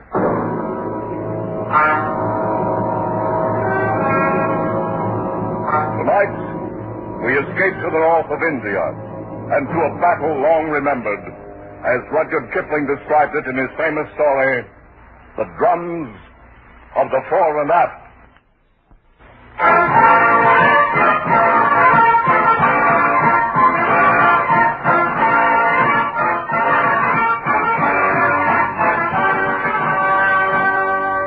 When I came out from England to serve as a news correspondent with the British troops on the North Indian border, Regiment number 329A was called the Fore and Aft, Princess Herrenfelder in Zern Royal Light Infantry. Fore and Aft. But now, behind their backs, men call them the Fore and Aft. You know, when certain words are shouted in front of other barracks, the troops may come out with belts and fists. But the mere whisper of Fore and Aft brings out the men of this regiment with rifles in their hands and murder in their eyes.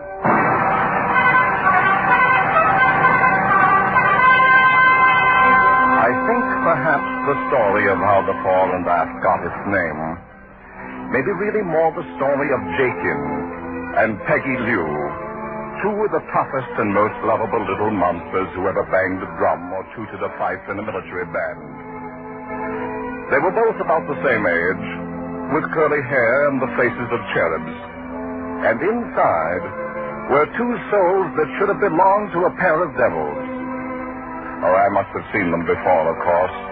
But the first occasion I can recall was an informal regimental court the colonel was holding in the orderly room one morning. Piggy and Jakin were there, and they were in trouble, as usual. All right, Sergeant. Read the charges. Yes, sir. The charge is made by one Smithers, a civilian, that while walking back to the bazaar at 6 p.m. last evening, he was set upon without provocation by two drummers from the corps band, known as Jakin and Piggy Lou, and by them was beaten into near insensibility. Fighting again. Go on, Sergeant. Mr. Smithers states further that he was struck down by the two defendants, and while lying on the ground was kicked repeatedly in the face and ribs, escaping with his life only through the timely arrival of a detachment of the guard. That's all, sir. Well, what about it, Jakin? Piggy, is this the truth? Oh, yes, sir. We gave him what for, all right. Confound it, you two little heathens, the more trouble than all the rest of the regiment put together. You're hailed in here on charges every time you turn around. I can't very well put you in cells or hang you. Oh, no, sir. We shouldn't want that at all. That will do, Jakin. Yes, sir. All right, Sergeant, turn them over to the bandmaster and have them tan their hides. Tell them to make it one they'll remember this time. Yes, sir. Begging your pardon, sir, but can't we say nothing in our own defense? That's right, sir. What if a bloomin' civilian said he'd report you for having a bit of a turn-up with a friend? Suppose he tried to get money out of you, sir, and then... That will do, Piggy. Then you were fighting. Well, only between ourselves, sir, and that don't count. If you'll pardon me, Colonel, this man Smithers does have a reputation for that sort of thing, blackmail, you know. And one thing the boys don't do is lie. It's not that we'd mind it, sir, to be called up by even a corporal. But we can't have no blinking civilians interfering with the business of Her Majesty's regiment. All right. We'll forget the birching. You're both confined to quarters for 3 days. But, sir... And throw away that pipe when you get outside, Piggy. You're too young to be smoking. Yes, sir. All right, Smith. Confounded Kipling, I don't know what to do with the lads. They're not really bad at heart. And they've never known any home but the army. Where did they come from, by the way? Oh, Jakin is from some back street in London, and Piggy Lou is straight off the Calcutta docks. In both cases, ancestry unknown. Well, they seem loyal enough to the regiment at any rate. They are, and loyal to each other in their own way. I'm inclined to think sometimes they've got more real spirit than all of those new regulars put together. Yes, I'd say you're overloaded with green troops, Colonel. Overloaded? 90% of the regiment were in Manchester factories on Lancashire Farm 6 months ago. Can't take a spell to that later time. Any chance of action fairly soon? No, off the record, we'll probably move north in about 10 days. Not to the front, of course. We'll give them a few months of guarding communication lines. Let them shake down a bit before they see any real action. Yes, good idea. That's the only thing to do. There's only one thing certain. This regiment is not ready for action yet. Only don't write that back to your paper. But the guards who govern armies seldom choose the wisest plan. On the Afghan border, a large force of Pathan guerrillas began massing near the Khyber Valley, being held in check temporarily by a regiment of Highlanders and a regiment of native Gurkhas. A week later, the Fore and Aft was ordered to march north, contact the other two regiments, and carry out joint action to disperse the enemy.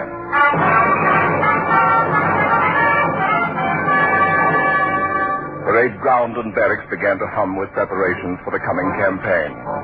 Privates walked with a new swagger, subalterns began to snap their salutes and orders, and the young officers nearly shot one another at pistol practice. Battle, a glorious word to men who'd never fired a gun at a human being in their entire lives. But to Piggy and Jakin, the excitement was like salts in an open wound. For the band was reduced to 20 men, and the drummer boys were being left behind.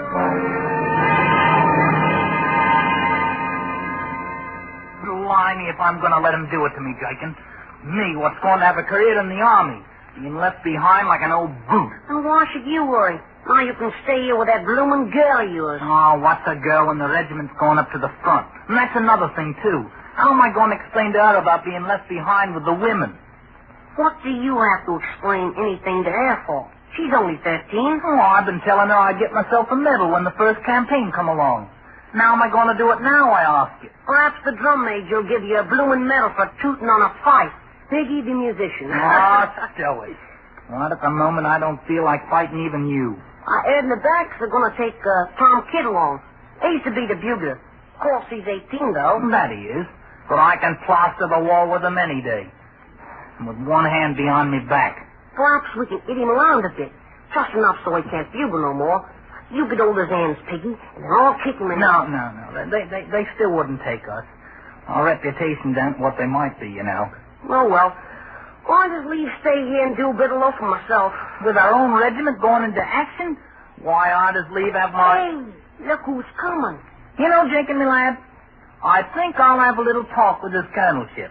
Have you going to have with a eat? Oh, the colonel's a good old beggar. Here, roll me pipe. Blimey, now we're in for it again. I beg your pardon, sir. Well, Piggy, are the drums in revolt? Am I to be pulled down right here in the open? No, sir. I'd like the pleasure of a word with you, sir. All right, go ahead and have it. I'm asking you, sir. If you thought the world and all of your regiment and it was going off to active duty without you, sir, then how'd you feel? I'm afraid I should feel a bit left out of things. And worse. It's as bad as being a blinking civilian, if you'll pardon me, sir.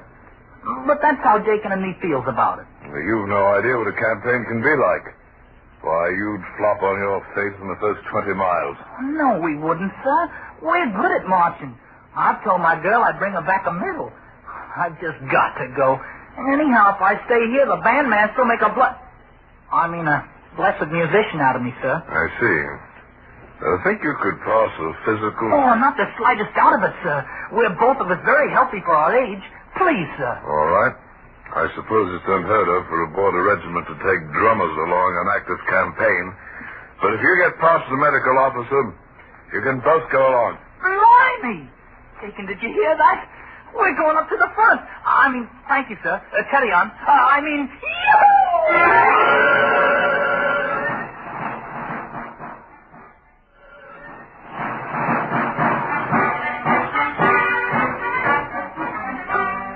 The regiment marched out of the station 2 days later, and all those left behind livened the road that led past the parade ground. The band stood by and played them out, waiting to fall in at the foot of the column. And although Jakin perspired and beat on his drum manfully to cover up, it was quite evident that Piggy Lou was not with the band. Jakin kept glancing at the cedar hedge behind him, and I had a rather good idea why Piggy was being detained. You've just got to be awful careful and take real good care of yourself, Piggy. You're so venturesome. I worry all the time. It's odd, Chris. I'll grant you it's odd, but what's a man to do when his regiment's called off to active duty now? Here, give us another kiss. Oh, Piggy. That's more like it. You just stayed here like you ought to. You could have had as many as you wanted. If I'd done that, Chris, you wouldn't think anything of me. Like as not. At least I'd had you with me, Piggy. And all the thinking in the world ain't like kissing. And all the kissing in the world ain't like having a medal to wear on the front of your coat. Who cares about a medal? Just stay with me, Piggy, darling. And I'll love you true forever. Aren't you going to do that anyhow, Chris? You said you was. Of course I am. It'd be lots more comfortable if you stayed here. Oh, don't take on about it, Chris. I'll be coming back. And I'll marry you someday, too, I promise. But when? Years and years, perhaps. You be careful, won't you, Piggy? Oh, man has to take his chances in the army, Chris. But if it happens, I'll be thinking of you right to the last. Oh, don't talk like that. Oh, now, yes. Give us a kiss. Piggy, get yourself on over here. We're about to fall in. I've got to go now, Kristen, darling. Don't you be forgetful. Oh, I won't. Ever, Piggy. Here. I made something for you to take with you. What's this? It's a button bag. All the regular soldiers carry them. I put some of my hair in it. Well, now, that's awful kind of you, Chris.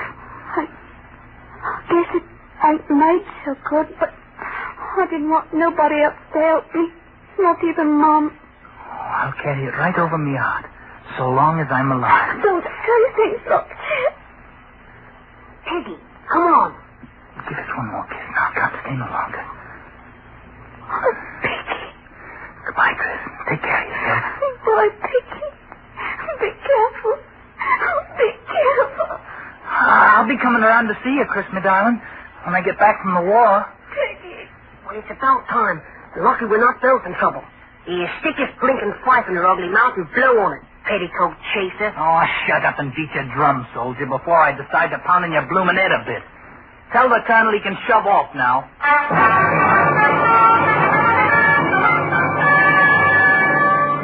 And so the 4 and 5th went north to the wars, first by troop train, and then on foot when the last railhead left them with a 7-day route march before they'd reached the front up ahead.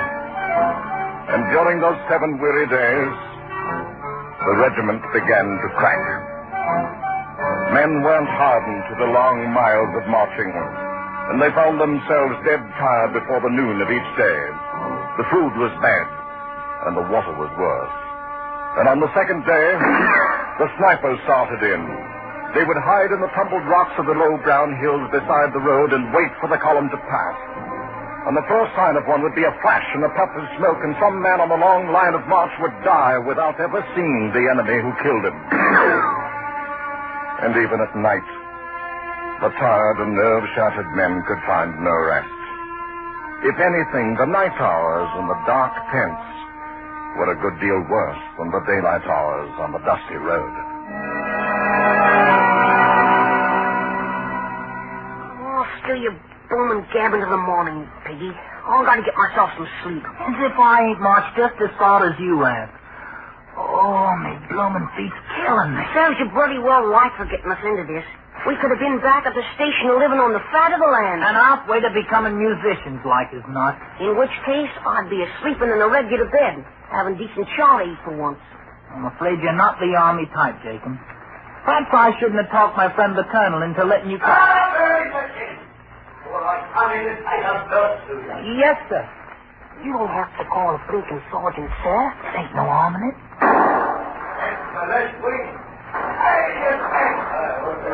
Piggy, that's another one of our sentries got himself killed out there.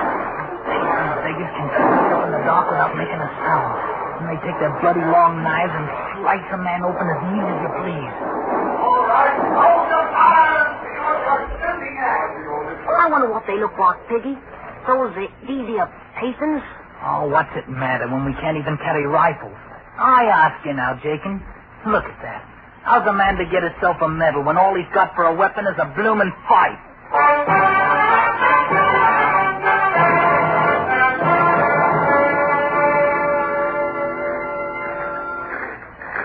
Late afternoon of the 7th day, weary, savage, and sick, their uniforms dulled and unclean, the Fore and Fit rendezvoused with the Highland Brigade. Hi, lads.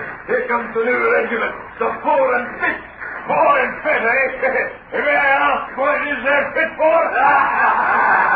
Some of the men bore wounds, and some were stretcher cases. But the real casualty was the regimental morale. These raw conscripts had marched out of their station in the south with a band playing.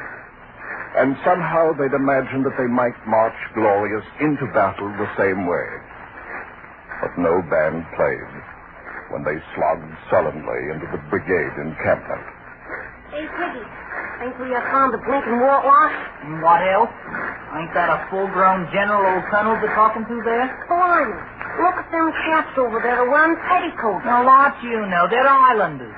And I've heard a man best take no liberties with them. One activity might have aroused the interest of the regiment, as tired as they were. Rifle practice the enemy. And with all 700 rifles blazing together, that's the way they felt. We've had a bit of a tough time of it coming down, sir. My men have been rather mauled. No chance of a fair return. They only want to go in some place where they can see what's before them. Yeah, I understand, Colonel. I wish I could let you have a few days to recover, but I simply can't spare you right now. But there'll be no need of it, sir. All we're wanting is one good night's rest. I see. Well, you can lay your camp area downstroke from the Highlanders, Colonel.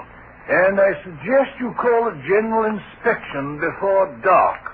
We plan to attack the enemy position at dawn.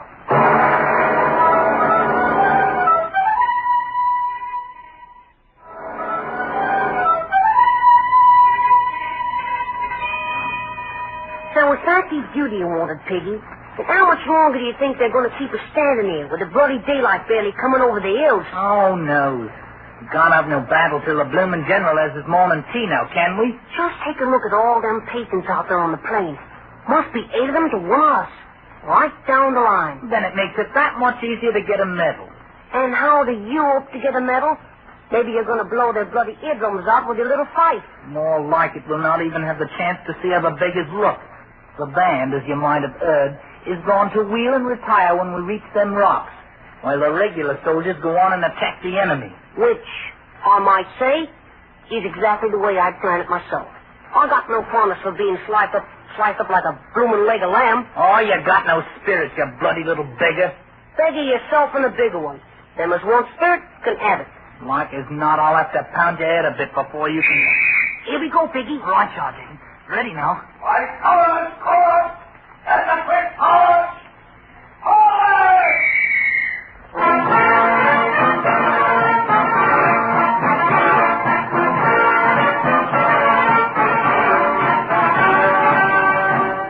Watch yourself now, Jason. Step lively. Just keep your eye on me and I'll make a bloody ear out of you. Only someone had blundered. Someone had misread an order, and the Fore and Fit move out onto the plain to attack the enemy force alone. Confounded, stupid conscripts. What are they up to anyhow? They've spoiled the whole plan of the battle. The kind of a mistake you could expect from a regiment that doesn't even know how to march. At the clump of rock, the band wheeled and halted and continued to play, while the ranks opened to form a skirmish line and moved slowly ahead. Hold steady, laddies. We've had no orders to move out, and therefore we'll stand fast. If the Fore and Fit wishes to fight like hogs, then they'll fight alone. At 500 yards range from the enemy line, the regiment began firing at will and wildly. In a few minutes, they'd thrown away half their ammunition and blinded themselves with their own smoke. And farther out on the plain, the Afghan army stood quietly, throwing occasional well-aimed bullets into the milling herd of green troops. The blooming fools! They're punching like a herd of sheep. Don't they realize there'll be a Ghazi charge at any minute? Suddenly, from the main body of the Afghan troops, a small band of about 50 Pathan warriors charged forward and fell upon the startled Englishmen. These were the Ghazis, the suicide squad always thrown out ahead of the Afghan army before any main test of strength. Swinging their long, heavy knives, they struck the close-packed British line. Why in the name of heaven don't they take open order? They'll be cut to bits. The Fore and Aft wavered, shuddered away from the vicious slashes of the murderous bone-handled knives, rallied for an instant and held, and then broke, turned tail, and ran.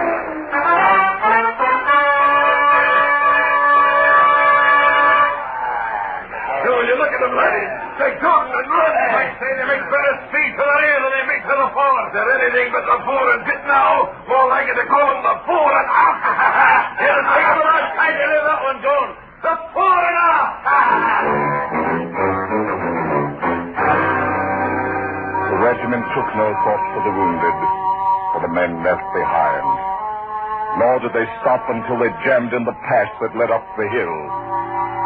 And the band, too, was carried along with them in their panicked, headlong flight. All the band except 2 men. Piggy, you think the bloody beggars can see us hiding here on the rocks? Of course not. Seeing as how they're too busy chasing our brave comrades. Look at them run, the bloomin' cowards. It is a fine way now for a British regiment to act. If we done the same thing, we'd not be left behind here the way we are. What's eating you? You're comfortable, aren't you? Maybe comfortable, but I ain't easy in my mind. Oh, stow it. Somebody's dropped the canteen here. We just got rum in it. And how can you hope to tell by shaking it? And now keep your dirty hands off it. I'll do the trying it out. Well, is it, Piggy? Is it? No, it's water. Here, have yourself a free drink on Her Majesty, drummer boy. Look, them Pathan beggars are starting back to their own lines. And keep your head down. Well, now, with the bloomin' enemy return, perhaps they'll come out and rescue us. Not them, the bloody cowards. Look at them shaking. The officers is beating them with the flats of their swords. Can't they see the Pathans ain't chased them no more? They can't see nothing but their own precious skin. Help them, though. Maybe we ought to give them a little music. Show them it's all nice and cozy out here now. Oh, no. It ain't for me to do nothing like that. Won't we should get ourselves shot? Oh, there ain't no enemy close by now. Come on, Jacob. Take up your bloody drum there. You positive there's only water in that canteen? Oh, so like as not you're a coward, too. The same as the rest of the regiment. I'll show you who's a coward, Piggy, my boy. And I'll be pounding your head a bit, too. The first chance I get. Take your bloomin' fart there and stick it in your ugly face. Well, now, so you have got a bit of spirit. Maybe I'll speak to my old friend the Colonel about it. Oh, shut up and start blowing. Ready? Ready, all? Now!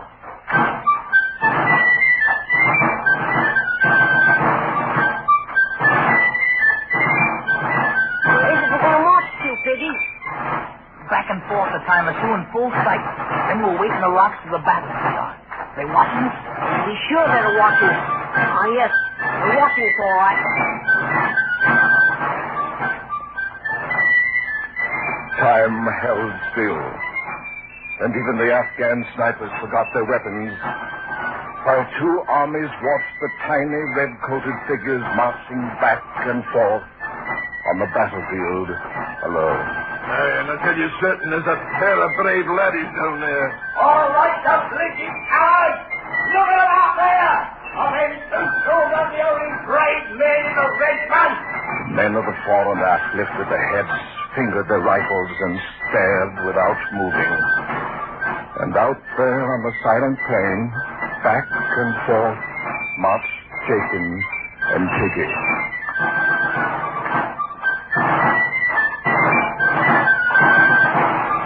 Play these bloomin' instruments all day long. Ain't the blighters ever going to come back? Shut up, Jacob. Keep quiet. All I might say is I shouldn't ever let you talk me into this. I ain't cut out for active duty anyhow. I should have bloody well feel more comfortable if I was back in here. If I was back... Jacob. Oh, you blinking heathen blighters, you've killed Jakin. All right, I'll show you who's afraid of you.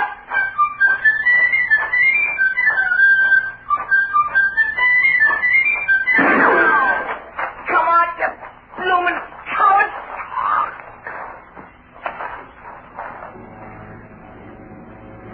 Two armies saw them die from the sniper's bullets.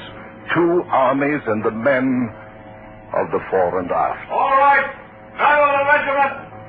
What now? Those two at least who are brave enough to know how to die.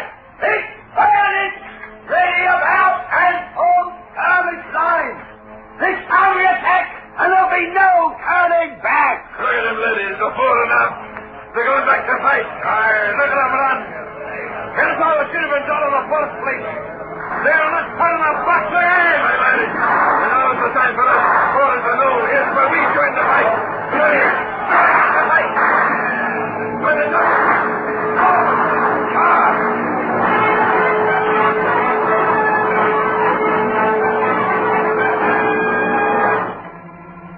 Late afternoon saw the Afghan army wiped out. And the general explained to me how everything had gone according to his plan. And how he hoped I'd cable that back to my paper in London right away. I turned and left him then, and walked out across the silent battlefield.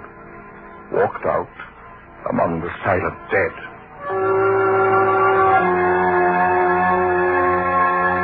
The two tiny figures lay quite close together.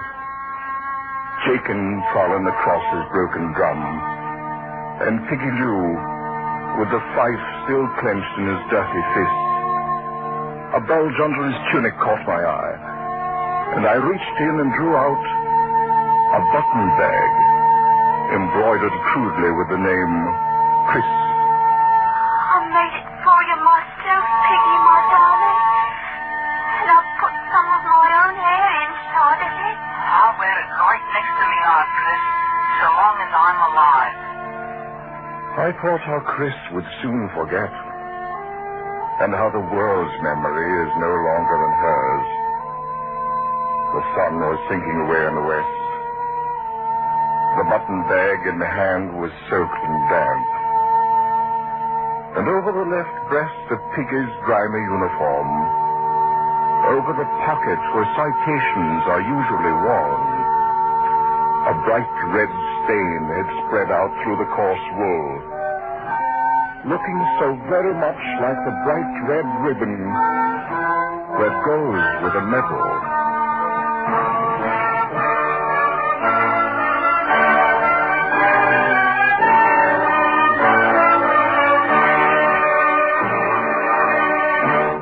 Escape is produced and directed by Norman McDonald, and tonight brought you The Drums of the Fore and Aft by Rudyard Kipling.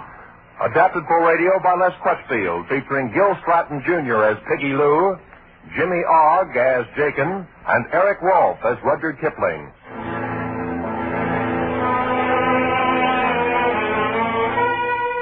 This is CBS, where you hear the FBI in Peace and War every Thursday night on the Columbia Broadcasting System.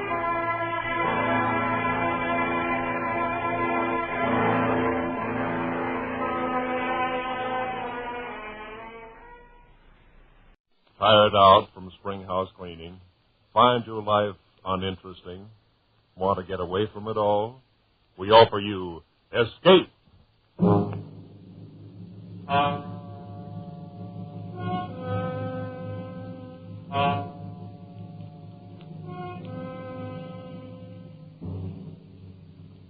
You are drifting on the burning, glassy surface of a tropical sea, trapped on a flimsy raft, with three murderous companions from whom you cannot escape.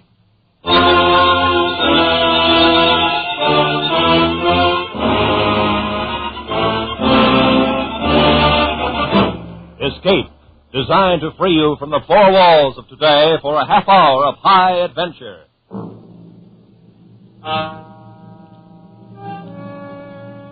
Tonight, at your request, we bring back one of our most popular escape stories. We take you to Noumea in the South Pacific, a French penal colony as notorious as Devil's Island. And we invite you to escape from Noumea in John Russell's The Fourth Man.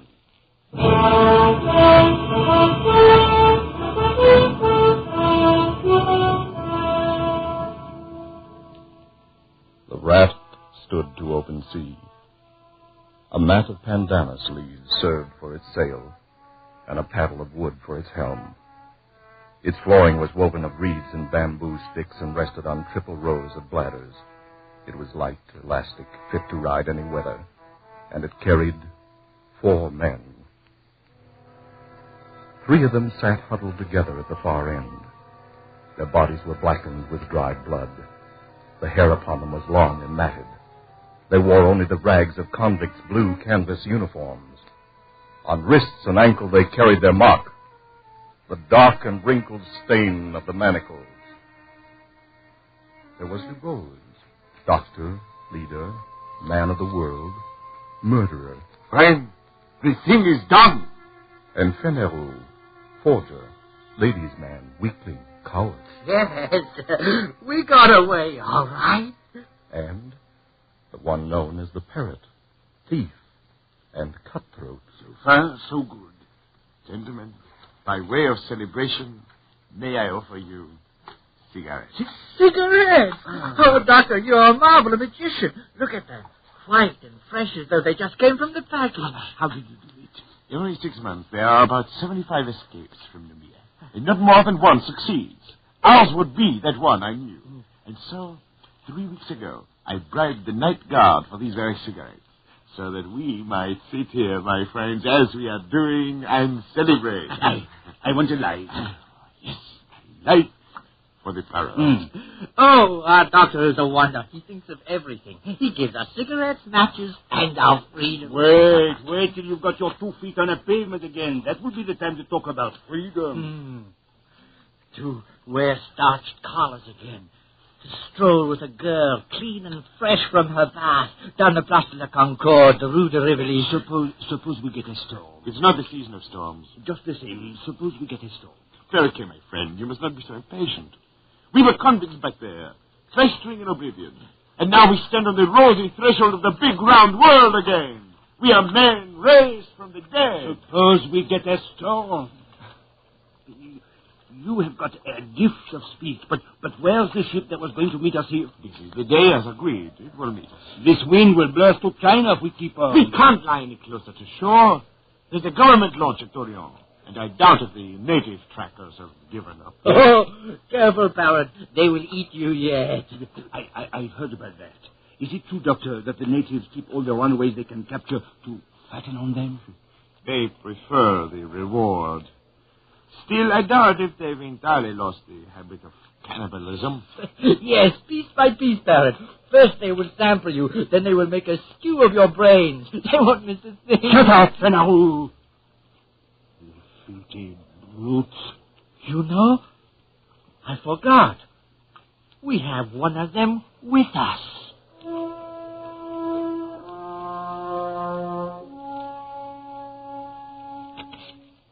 The 4th man was steering the raft.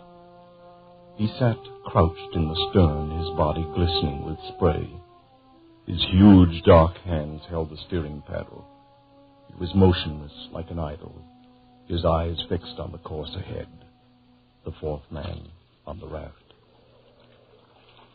My friends, you are looking at a canasta. You will see nothing superior. No line of beauty to redeem the low angle of the forehead, the knobby joints of the body. Nature has stamped him with the mark of inferiority. And he has set the final seal himself with that twist of bark about his middle, that prong of pig ivory through his nose. Nonetheless, he is a man, and there is a price on our heads. He could be taking us where he lies. Calm yourself, Fenerou. He is a very simple animal. An infant, really. Does that mean he could not double-cross us? It does. He's bound by his duty. I made my bargain with his chief up the river. And this one is sent to deliver us on board our ship. That's the only interest he has in us. And he will do it? He will. It is the nature of the native. I don't trust him. Not for a minute. The brute. The animal. You! It's you I'm talking about, you filthy brute. Parrot! Save your breath, Parrot. He speaks no language, only a few noises, a few signs. I don't feel right on the same raft with that. Go on, burn yourself up in the sun. Me, I will just stretch out a little under these mats. Yes. We should all sleep a little to conserve ourselves. When we awake, she'll be there, the ship, our pretty little topsail schooner, her mast standing out against the sky. And we'll be on our way to France. Sleep, my friend.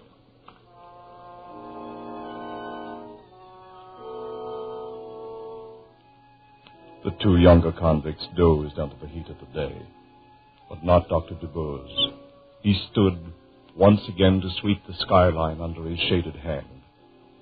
His plan had been so careful, so precise.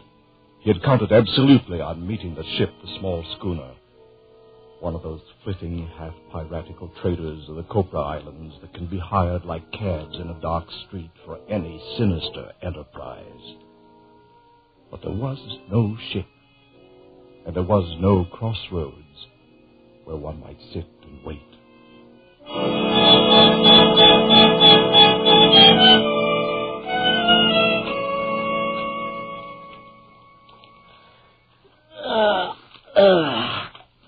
Good morning, Doctor. It's afternoon, Ferrero.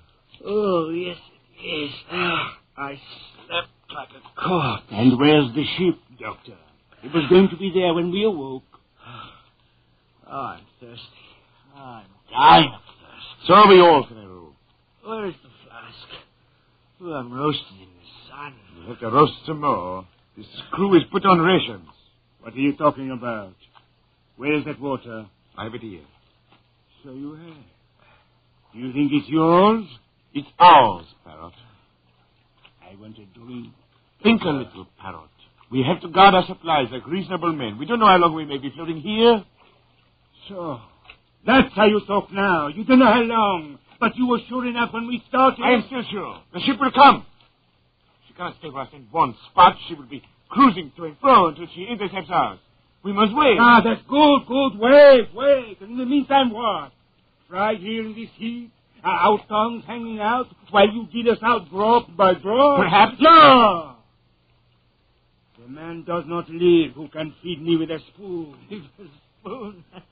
That's no scum! But you're in this too, with this captain who thinks of everything and still puts to sea without provisions. Go on. Laugh again. Laugh. I wasn't laughing, Parrot. It's true. A bad piece of work for a captain of runaways.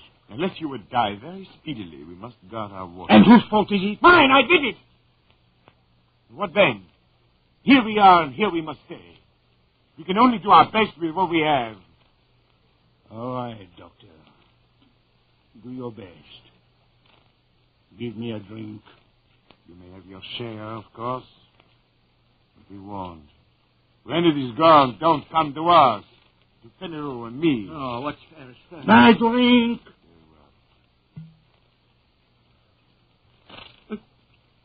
A thimbleful? One thimble? This way we should have enough for 3 days. Perhaps more. With equal shares among the three of us. That's right. There are only 3 of us. Were you thinking of him, Fenero? Of our pilot? He looks somewhat like us, doesn't he? But his body has never known clothing. His feet, shoes. His heart has never known the swelling that comes with feelings of love or beauty. His mind has never known a single thought. Look at us 3 gentlemen. You, Fenero, a forger. You, Parrot, a thief. I, the Gibons of Paris and Marseille, a murderer. And yet we are civilized men. This is a savage animal. Our provisions are for men only.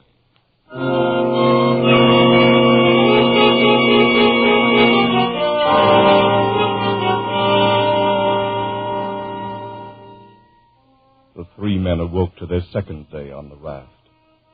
They looked and saw the far round horizon and the empty desert of the sea, and their own long shadows that slipped slowly before them over its smooth, slow heaving. The land had sunk away from them in the night. The trap had been sprung. As the savage sun kindled upon them with the power of a burning glass, a calm fell, an absolute calm. The air hung, waited. The sea heaved and fell in polished undulations, and the sun shone, driving in under their eyelids like white-hot splinters. They crawled to the shelter of their mats, gasping, shriveling. And the water, the world of water, was slack and thick as oil. Ah, mon Dieu. How lonely it is. Dr. DuBois. Yes, Parrot. Look around you. What do you mean? Go on, look around. What do you see? I see water, Parrot. The horizon, nothing else. What? Don't you see a ship? A pretty little schooner? Those were your words. Well, where is it? Why didn't you see it? It will come. Will it come for us to be dead when it comes? Doctor, you say that you count on your friends, but suppose they leave you to rot here. Leave Barrett and me to rot here. That would be a joke, eh, Doctor? To wait for a ship that will never come. It will come. My friends will not fail me. But why? How do you know? How can you be so sure? There is a safety vault in Paris, full of papers to be opened at my death. Huh?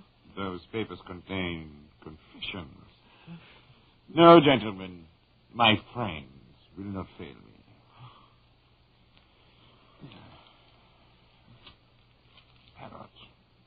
Parrot. A moment ago you asked what I saw. Well? There was something I neglected. What was that? I see a Kanaka on this raft with us. He does not join us. He does not look at us. He sits on his heels in the way of the native, with his arms hugging his knees. He sits at the stern, motionless under the shuddering sun, gazing out into vacancy. Whenever I raise my eyes, I see nothing else. Only this Kanaka. And he seems to be enjoying himself quite well. I was thinking so myself. The terrible, the savage. He does not seem to suffer. What's going on in his brain?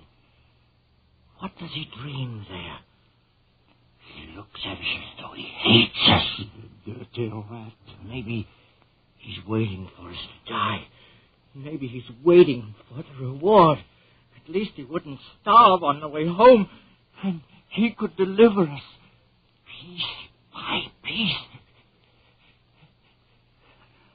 How does he do it?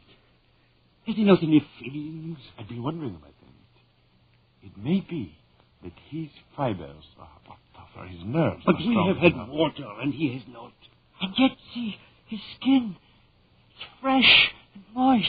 And his belly round as a melon. Don't tell me this savage is thirsty. Is there any way he could steal our supplies? Certainly not. Suppose he has his own supplies hidden. What? We see. Search the raft. Look under the mat. I saw him this morning here. Did you hear? No, there. Doctor. Okay. Over there. Oh, I'm sorry. No.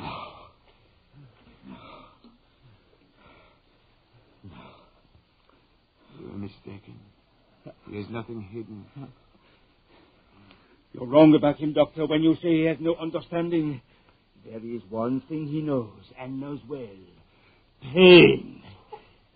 God hit him! No, not so much.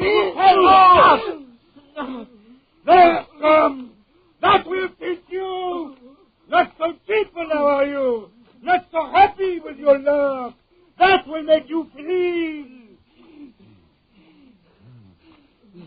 A higher race tramples the savage, with or without cause. And that is natural. And the savage creeps away into his place, with his hurts and his wrongs, but makes no sign and strikes no blow. And that is natural, too. Yes, that is all very well, Doctor. But we still must have our pilot. Come back, my friends, back under the mats. The glare of the sun is not so bad there.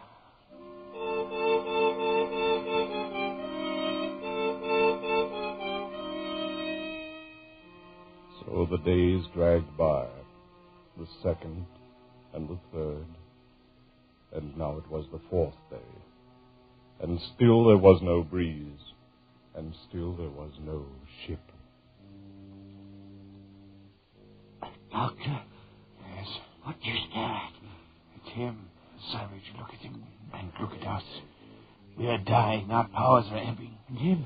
He's naked, wild, brutish. He's yet to give the slightest sign of complaint or weakness. Yes, it's true. At night he stretches out and sleeps. Those long hours when we wrestle and fight with despair, he sleeps like a child. Then in the morning he resumes his place aft, unchanged, fixed, a growing wonder. Doctor, is this a man or a fiend? A man, it's man. A miracle. It's a man, and a very poor and wretched example of a man. You will find no lower type anywhere. Look at his cranial angle, the high ears, the heavy bones of his skull. He's scarcely above an ape. Then what? He has a secret. Secret? But we see him. Every move he makes, every minute. What chance has he for a secret? How absurd. Here are we three, children of the century, products of civilization. And here is this man who belongs before the Stone Age. In a set trial of fitness, of wits, and resources, is he to win? Absurd. What kind of secret? I can't say. Perhaps some method of breathing, some strange posture he uses to cheat the sensations of the body. Such things are known among primitive peoples, known and jealously guarded, like the properties of certain drugs or uses of hypnotism. Who knows? We can know. We can find out. To ask him, useless. He will not tell. Why should he? We scorn him, giving no share with us. We abuse him. And so he falls back on his own expedience. He remains silent, as he always has been, as he always will be. He never tells the secrets. They are the means by which he has survived from the depths of time, by which he may yet survive when all our wisdom is dust. There are a number of ways of learning secrets. I never know. No power. It would be useless. He could stand any torture you might invent. You saw how he behaved before. No, it's not the way. Talk! I'm tired of all this talk. Kill him and throw him over. Let's be rid of this thing. We gain nothing. Then what do you want? To beat him. That's what I want. To beat him at the game. For our own sakes, for our own racial pride. We must. To outlast him. To prove ourselves his masters. By better brain. By better organization and control. Watch him. Watch him, my friends. So that we may trap him. So that we may find him out. And defeat him in the end. Watch. I will watch, all right. You old windbag. I am not sleeping anymore. To leave you alone with that bottle. The bottle. Oh, the bottle. I've been meaning to discuss our rations with you. Have you? We are running very short. I'm afraid we must all take a cut again. And what are we down to now, Doctor? Half a thimbleful. No. We must keep our weight. I say no! Then we'll put it to a vote. You say no, I say yes. Then they're all... Yes, anything. But give me mine now. Then it's half a thimbleful for Monsieur Fenelero. Your share, Fenelero. More, or I'll die. More. No more today. You must. Oh, Doctor. No more today. Look! A ship! Where is it? The bottle, Doctor!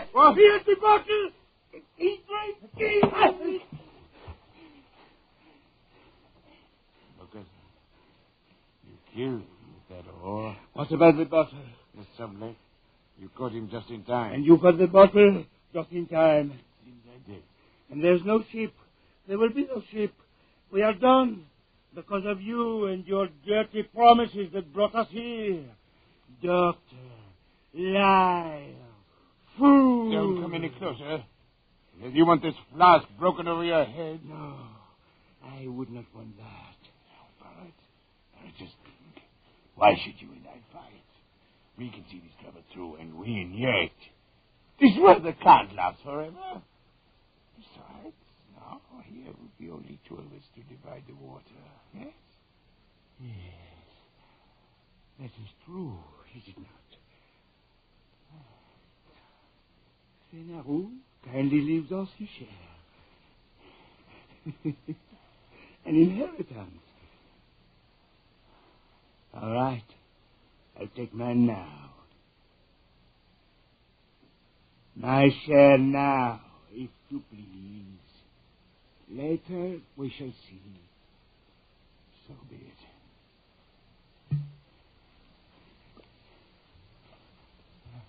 Your share.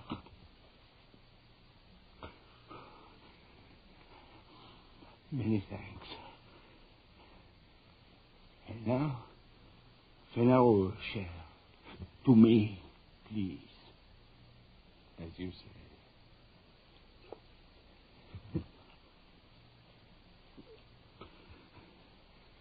And now,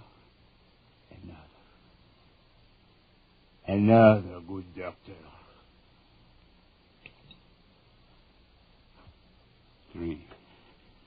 That's enough, Todd. No, Doctor. It is not enough. Now, I will take your head. Stop! Your arm. I will kill you if you don't. Thank you. You see, I have manners, haven't I? And I have wisdom, too. Because I have proved a very wise man. I toast you, Doctor. The best man wins.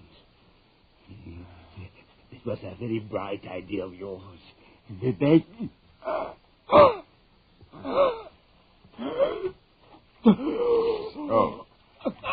Best man wins. You forgot I am a doctor, didn't you? The water you were killed for has killed you. A man cannot go without water for 4 days and drink his fill and still live. Go on, Parrot. Gasp out your worthless life while I laugh. The best man always wins, Parrot. The best man always...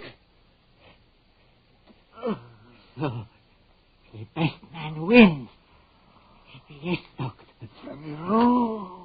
Forgot my knife, didn't you? Forgot me, lying at your feet, while you divided my share of the water. Gave me up for dead, did you? But I, Fenarou, will outlast the two of you. Fenarou, the best man, always wins.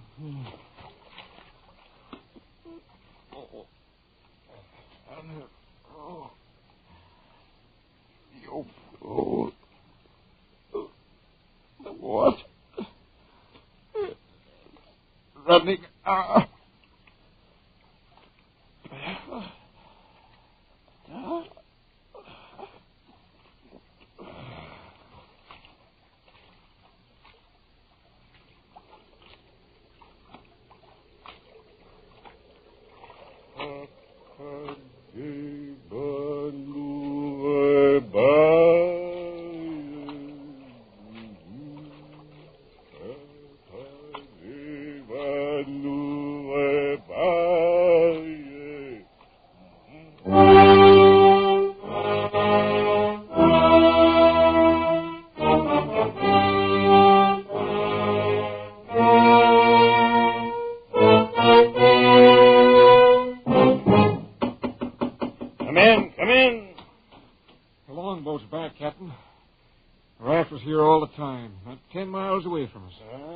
That calm. Such misfortune. Well, where are they, the passengers? We're too late. All dead. Will you mind your business? But one is stabbed to death. Another is skull crushed. Another fried by the sun. All dead. Well, then, all the better. And, of course, nothing to feed. But how... Hogsheads, my friend. The hogsheads in the afterhold. Filled them nicely with brine, and there we are. I don't understand. Yeah, dull, Mato, very dull. The gentleman's passage is all paid before we left Sydney. I contracted to bring back 3 escaped convicts. Well, I'll bring them back in pickle. So if you'll go back, Mato, and bring them aboard for the trip, I'll be much obliged. Very well. Oh, there's a 4th man in the raft, Captain. A Kanaka. Still alive. What do we do with him? A Kanaka? No word in my contract about any Kanakas. Leave him there. After all, he's only a savage.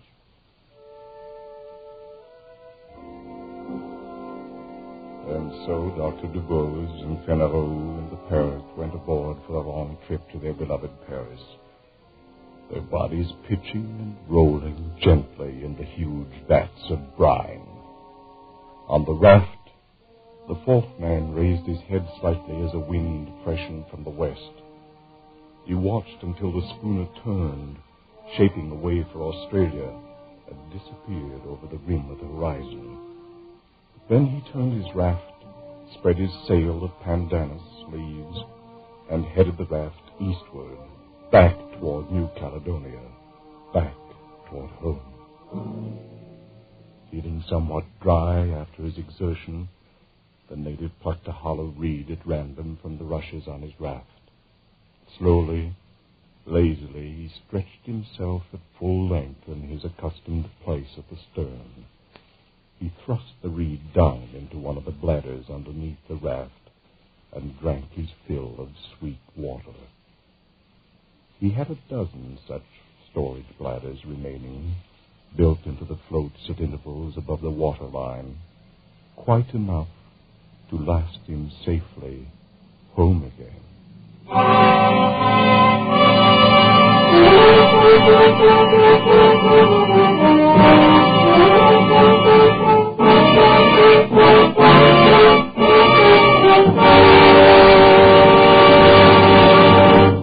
Escape is produced and directed by Norman MacDonald, and tonight brought you The 4th Man by John Russell, adapted for radio by Irving Ravitch, and featuring Barry Kroger as the Doctor, Joseph Kearns as Fennereau, Jay Novello as Parrot, Lou Merrill as the Captain, Byron Kane as Morteau, and Eric Rolfe as the narrator.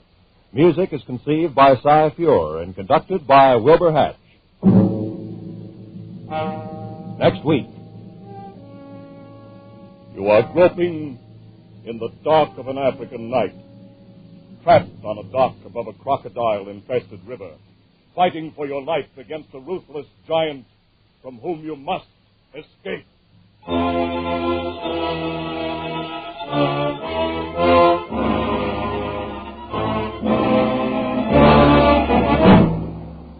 Next week, we escape with Robert Simpson's 10th story, John Jock Todd. Good night, then, until the same time next week, when once again we offer you Escape.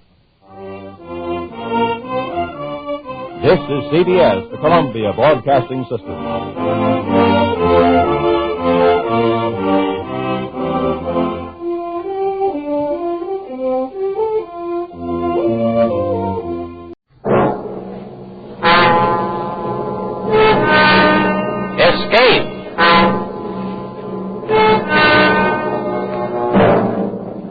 Groping in the dark of the African jungle night, trapped on a wharf above a crocodile-infested river, fighting for your life against a ruthless giant from whom you must escape.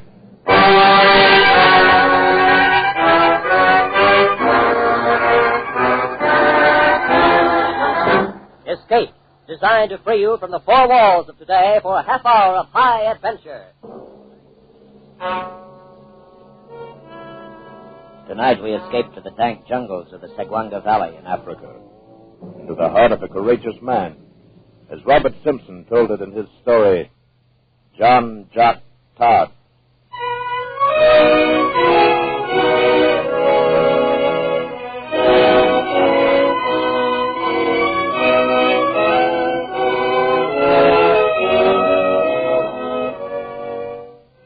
No doubt you may presume Muscat's ancestry from a wee bit of the old speech that still clings to my voice. Though it's been some years now since I last walked in the heather of the Highlands of Abergauri. My name is John Todd, the same as my father's, though to be sure he's more often called Jock Todd. Jock being the fighter's equivalent to John, and a name which in no wise applies to me. I am a peace-loving man, not a fighter, and no man can deny it, even today. However, in other respects, I was a raw lad for certain when I sailed out from Glasgow and came here to this heathen land of Africa, and that's a thing which cannot be said of me at present. If a man lives at all in this steaming hot jungle of the Niger River, then he must learn very quickly, and most especially so if he lands at that dirty little trading post on Segwanga Creek.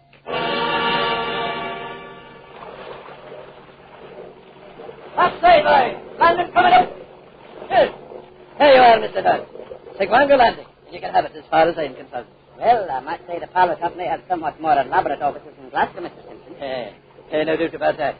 And how long did you sign up for? 4 years. 4 years. Lucky for them they catch you fellas in Glasgow before they ever seen the place. Oh, can't it be so bad?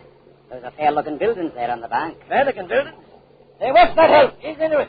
You want to tear out the wall? I don't suppose you've heard anything about Brock. Well, they told me I should report to the agent in charge here, a man named Captain Brock. Captain Brock.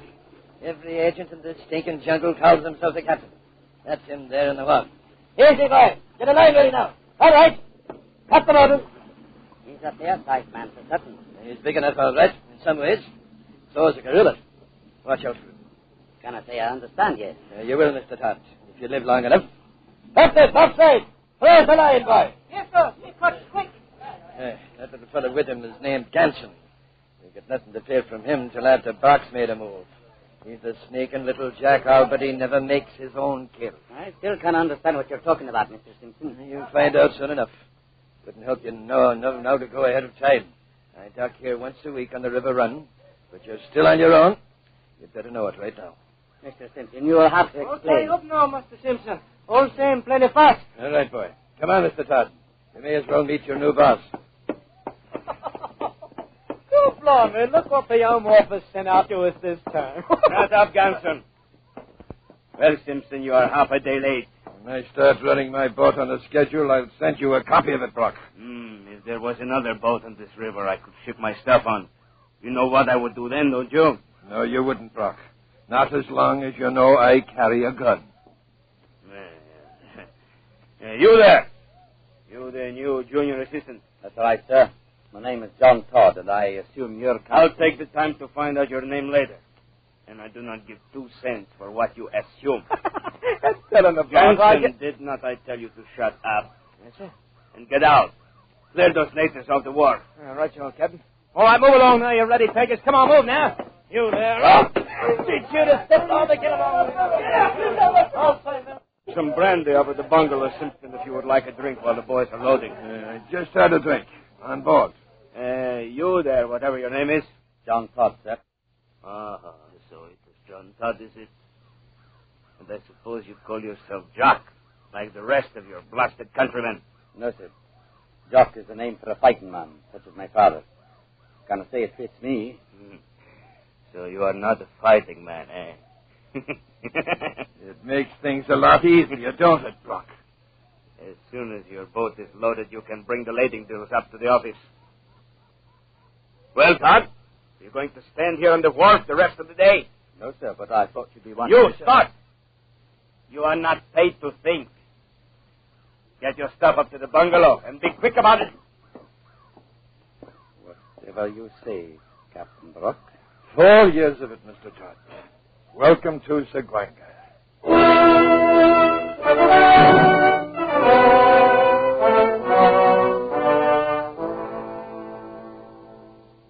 I didn't understand it at all. The reason for Captain Brock having acted in such a strange way. I'd never met the man, nor could I think that he'd ever heard of me before. And I couldn't be certain of the extent of the man's authority here in the jungle. The Home Office in Glasgow having been a wee bit unclear about the matter.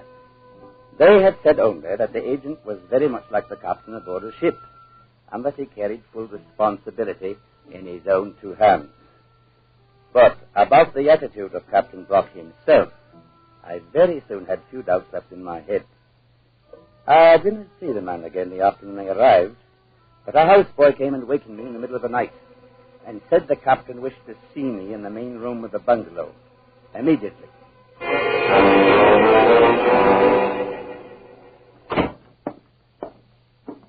Captain Brock, the boy said you sent for me, sir. You do not have to tell me that. It took you long enough to get here, too. Oh, it took no more time than to put on a pair of pants. So it makes you argumentative to wake you up in the middle of the night. I was not intending to be so. I am not interested in your intentions, Mr. Todd. You will learn to keep a civil tongue in your head. Well, I was not meaning... Shut up! That's better. And I suppose you're wondering why I had you waked up like this in the middle of the night. I presume you had a reason. Oh, you presume, do you? Oh, yes.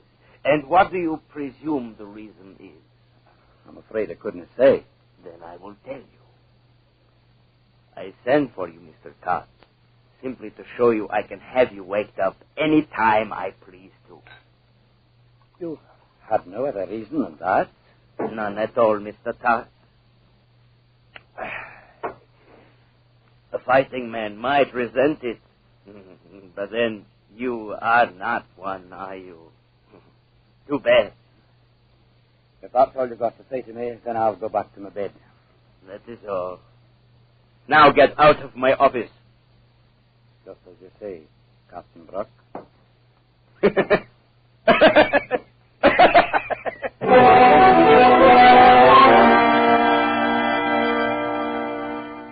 The attitude of the man didn't change none of the next few weeks, and I couldn't find in my head any reason for his hatred.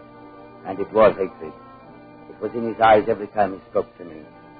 I took care of my duties and stayed clear of him otherwise, and for the most part we came to no head-on clash. That with the two exceptions, however. The first one happened about a week after I'd arrived. I was supervising a group of natives at the time, working on the breakwater at the end of the wharf. Mr. Todd, what the devil are those boys supposed to be doing? They're repairing the breakwater. I can see that without being told. Now, where did you get the authority to buy the timber? Why, you ordered it last week yourself from Chief Ilori. Maybe I told you to accept delivery without having me look at it first. Well, you told me to receive it when it came in, and that's what I did. It's good timber. I checked it myself. How would you know if it is good timber? My father happens to be a forester back in Scotland. The devil take you and your father both. I'd advise you never to say that in my father's hearing. Are you threatening me? No, man, nothing like that. But I'm sort of suggesting it isn't always wise to insult a man you've never seen. I see. Now that I come to think of it, he is the one that is a fighter, isn't he?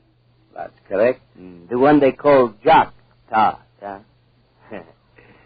Well, it is too bad he is not around here. Mr. John Todd. Boy, you there! Draw that piece of timber you're using. Any fool could see it is too short. I said throw it out. I will teach you to argue. Get back on your feet. I said get up. Get on your feet before I kick your head off.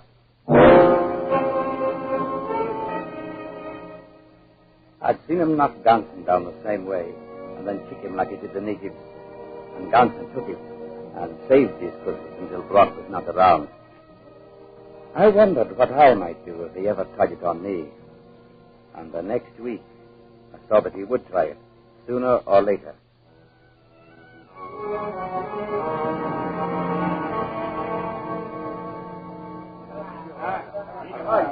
Chief Joanna and his boys had come in from back country with a dozen canoes full of palm nuts, and I was out in the warehouse checking in the load.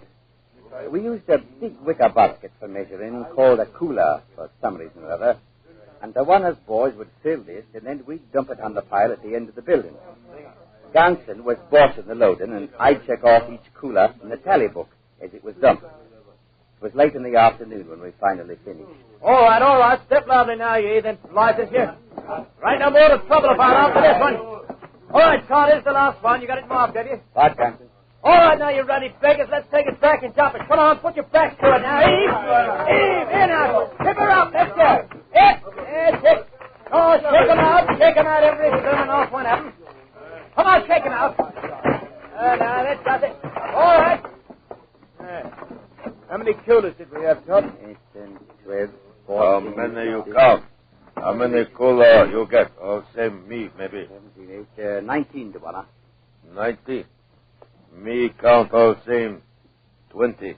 Well, like it's not you miss one, Todd. You missed 20. I didn't miss one, Mr. Ganson. The tally is 19. Come along. You pay me 20. Make what trouble. Tally, Joanna. The count stands at 19. Don't be a crazy fool, Todd. Give it to him. What's one cooler, more or less? Me tell Captain Brock. He fix good. That will not be necessary, Duana. What is the trouble here, Todd? Haven't you got sense enough to take in a few palm nuts without getting your feet twisted? I'm afraid to have nothing to do with it, Captain Brock. He claims 20 coolers, and I counted 19. Then you missed one. Give him 20. Can I do that, sir? You what? Can I sign my name to help cheat the company? Oh, blimey, if it ain't downright Newton. Shut up, Ganson. Mr. Todd, out here I am the company. Now write out that credit check. Whatever you say, Captain Brock. It's taking your orders like a good chap, Mr. Todd. I thought you'd change. I told you to shut up, Ganson. Well, have you got it written, Mr. Todd? There you are, Captain Brock. Well, it is lucky you decided. Mr. Todd, you have made this out for 19. Which is, according to my count.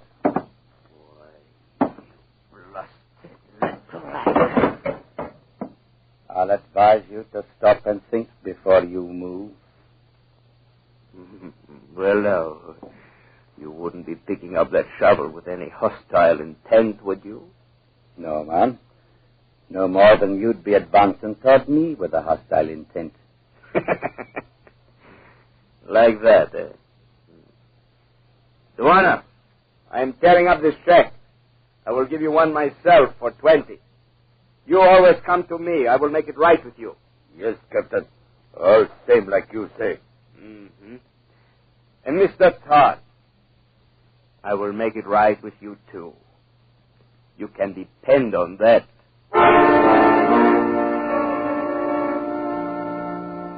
Brock stayed clear of me for a few weeks, and outside of the job of work I was hired to do, I had no words with him.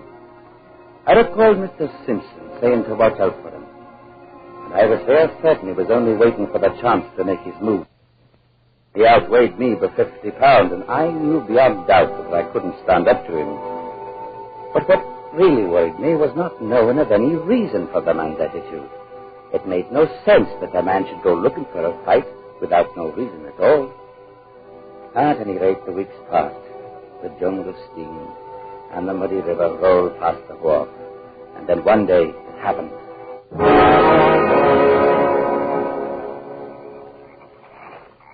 Sunday was my one free day in the week. So I'd hired a canoe and paddled upstream for a visit with a fellow countryman at another trading post some few miles away. It was just getting dark when I came back to the wharf, and when I got in close, I saw Brock standing there, smoking and leaning on a piling at the far side. The watch boy squatted near the edge, waiting to take the line from my canoe. He caught it and pulled the boat in and made it fast. And I climbed out onto the wharf. You have good trip, Mr. Todd? Not so bad, a bit hot, that was all. You savvy which place canoe man live? Yes, sir. Live on Breakwater side. Then go tell him, come get canoe. Tell him 2 days past. I give him check for pay. Oh, yes, sir. Let's go now. Tell man plenty soon. Boy. Huh? You there. Yes, sir, Captain Brock. Did I give you permission to leave the wharf? No, sir. But Master Todd... Did I tell you you could leave? No, sir. All right. Then go get the head man. Tell him I want him here right away. And you come back with him. But Captain Brock, sir... Move, boy. Yes, sir. All right, Todd. Get up to your quarters. I think I'll be staying right here, Captain Brock. you're planning to tie that boy to a post and flog him, as I've no doubt you've decided to do, then you'll be having a word with me first. Cool, blimey. Ganson, is that you? All right, you are, Captain. I heard what he said. If it's a witness you wanted. I will tell you when I want anything. All right, Captain. No, I'll mention it. Take Mr. Todd up to his room and keep him there. I will attend to him later. If either of you lay a hand on me, it'll be a most unfortunate day in your lives. Oh, you don't say so, Mr. Todd. Mr. John Todd. I have told you what you may expect. So you have. I am not to lay a hand on you. Not even like this. Oh, do him proper, Captain. Hit him again. Come on, Mr. Todd, get out! Felt his foot smashing to my side. I tried to get up onto my knees, and I couldn't. I told you to get up. Again. I knew it wouldn't take many to finish me off. My head hung over the side of the wharf. I made one effort and rolled off into the water. Hey, he's gone into the water, Captain. Maybe he can't swim. That is his hard luck. But suppose he drowns. The resident commissioner will be down on us for certain. I don't want no trouble with him. Shut up, Johnson. Yes, sir. He can swim all right. There he is now, climbing out on the bank. Blimey if he ain't. What's the matter, Mr. Todd? You are not leaving us, are you? You have not changed your mind about having a word with me, have you? Mr. John Todd?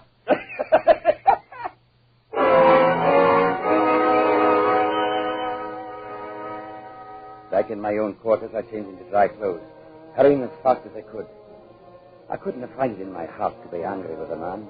He had struck me without warning and kicked me while I was down, and he was planning now to flog a native boy without the lad having committed a fault. It was not a thing to become angry about. Captain Brock had to be punished, that was all. And though it would mean my own life most likely, it had to be done. It was no more than a matter of simple justice.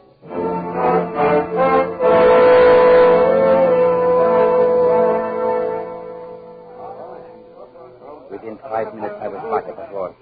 The watchboy had come back with the headman, and a group of natives had gathered around the circle of light thrown out by a hurricane lantern. They didn't see me at first.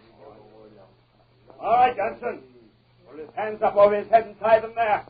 Stretch him out. Right you are, Captain. The watchboy stood there trembling with fear while Ganson bound his hands to the heavy post. Hurry up, you clumsy fool, and make it tight. I wanted to hang there after I'm through with him. Oh, he'll do that all right. Captain, here's Todd. Well, Mr. Todd, you are just in time to see the boy get what is coming to him. Brock, I told you before, you'll not be doing this without having a word with me. I was under the impression that you had already had your word, Mr. Todd. You've been laying into me ever since I came here, for reasons of your own, whatever they might be. And what do you plan to do about it, Mr. Todd?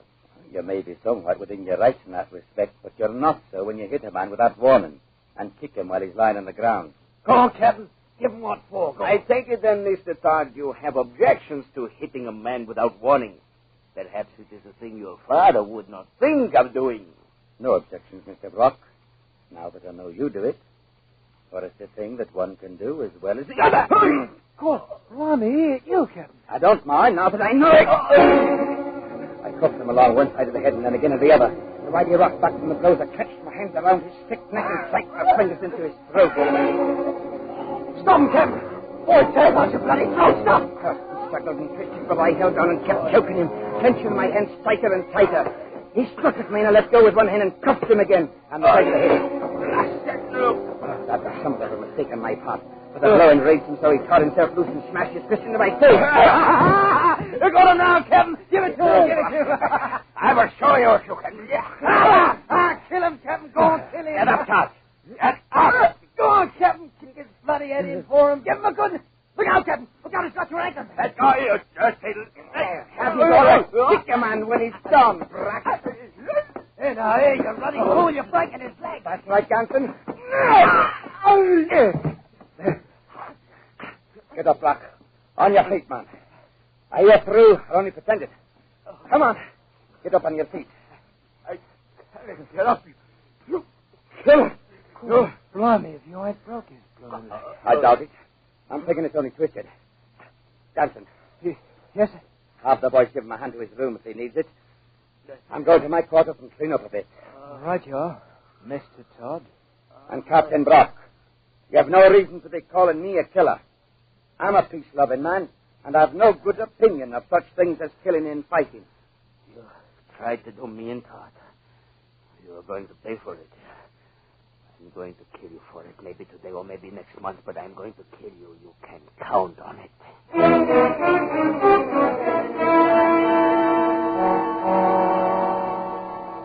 I went to my quarters then, and I didn't know what happened just after that. I didn't know about Brock kicking Ganson off the stairs while the little man was trying to help him, nor about Ganson going to the captain's room a few minutes afterwards. How are you feeling, Captain?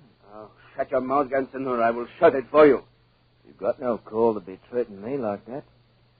I'd have helped you if I could, but there just won't no chance. He'd have done for me the same as you, Captain. Shut up! I cannot even move my leg. There wasn't no call to kick me a while ago, neither. I could get out of this chair. I'd do the same again.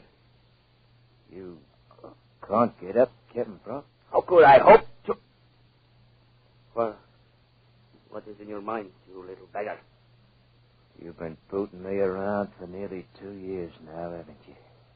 You hopped onto me the first minute I landed, like you got an habit of doing when a bloke is new. And I will break your dirty little neck as soon as I can walk. You've been treating me like a ruddy dog, Captain. And I've been taking it, too. Until now. Oh, what are you up to? Ganson? Ganson?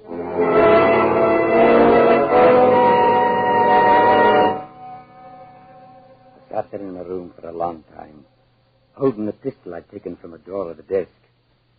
I couldn't see any way out of it. Sooner or later, at the first chance he could find, Brock was going to kill me. And aside from murdering the man in cold blood, I didn't see any way of preventing him. I couldn't leave the trading post, and for certain I couldn't stay on my guard for 24 hours a day. I couldn't say how long it was I sat there, holding the pistol in my hand, and trying to think how I might keep from dying, and not even knowing why the man hated me enough to wish to kill me. Then I heard somebody coming down the hall outside my door. I thought for a moment they might be going past, but then I raised the gun and pointed it at the door. Ganson. Ganson. Man, what have you done to your hand? Man. Oh, you ought to see him, Mr. Todd. You ought to come take a look at him. Oh, blimey, if I ain't marked him up all right. I marked him good. What do you say, man? What have you done? Him has always thought he was so much, just because he was bigger than me. Oh, I showed him all right. What have you done? Why don't you come take a look for yourself, Mr. Todd? Come and see what used to be so high and mighty, calling itself Captain Brock.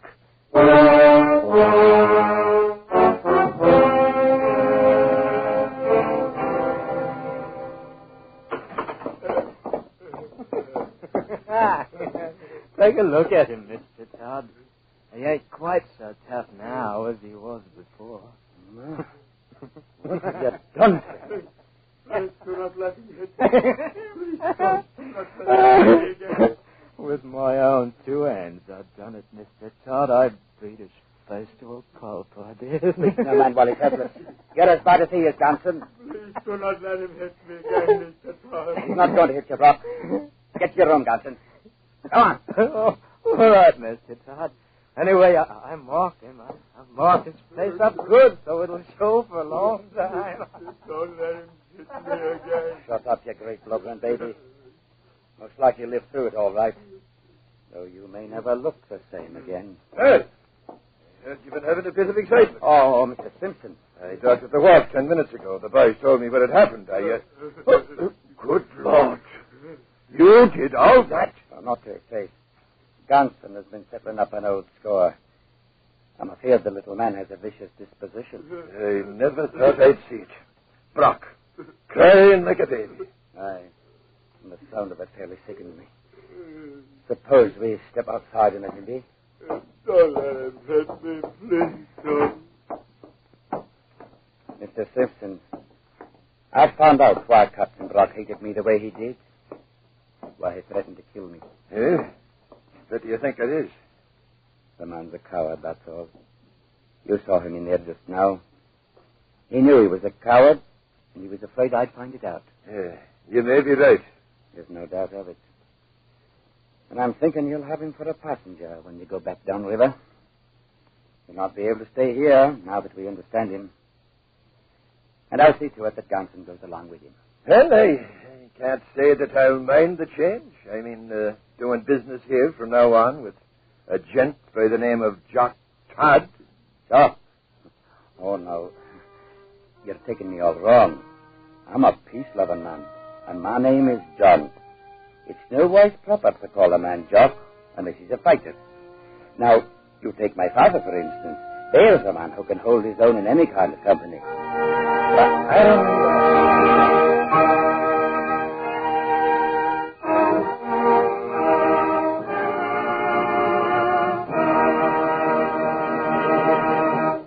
Escape, produced and directed by Norman MacDonald, tonight brought you John Jock Todd by Robert Simpson. Adapted for radio by Les Crutchfield, featuring Wilms Herbert as John Todd, Jack Crucian as Captain Brock, and Tony Barrett as Ganson, with Don Diamond and Paul McVeigh. The musical score was conducted by Wilbur Hatch. Next week. You are rushing forward through time, far into the future, trying desperately to flee the clutching fingers of a band of night creatures, a dreamlike horror from whom there seems no escape.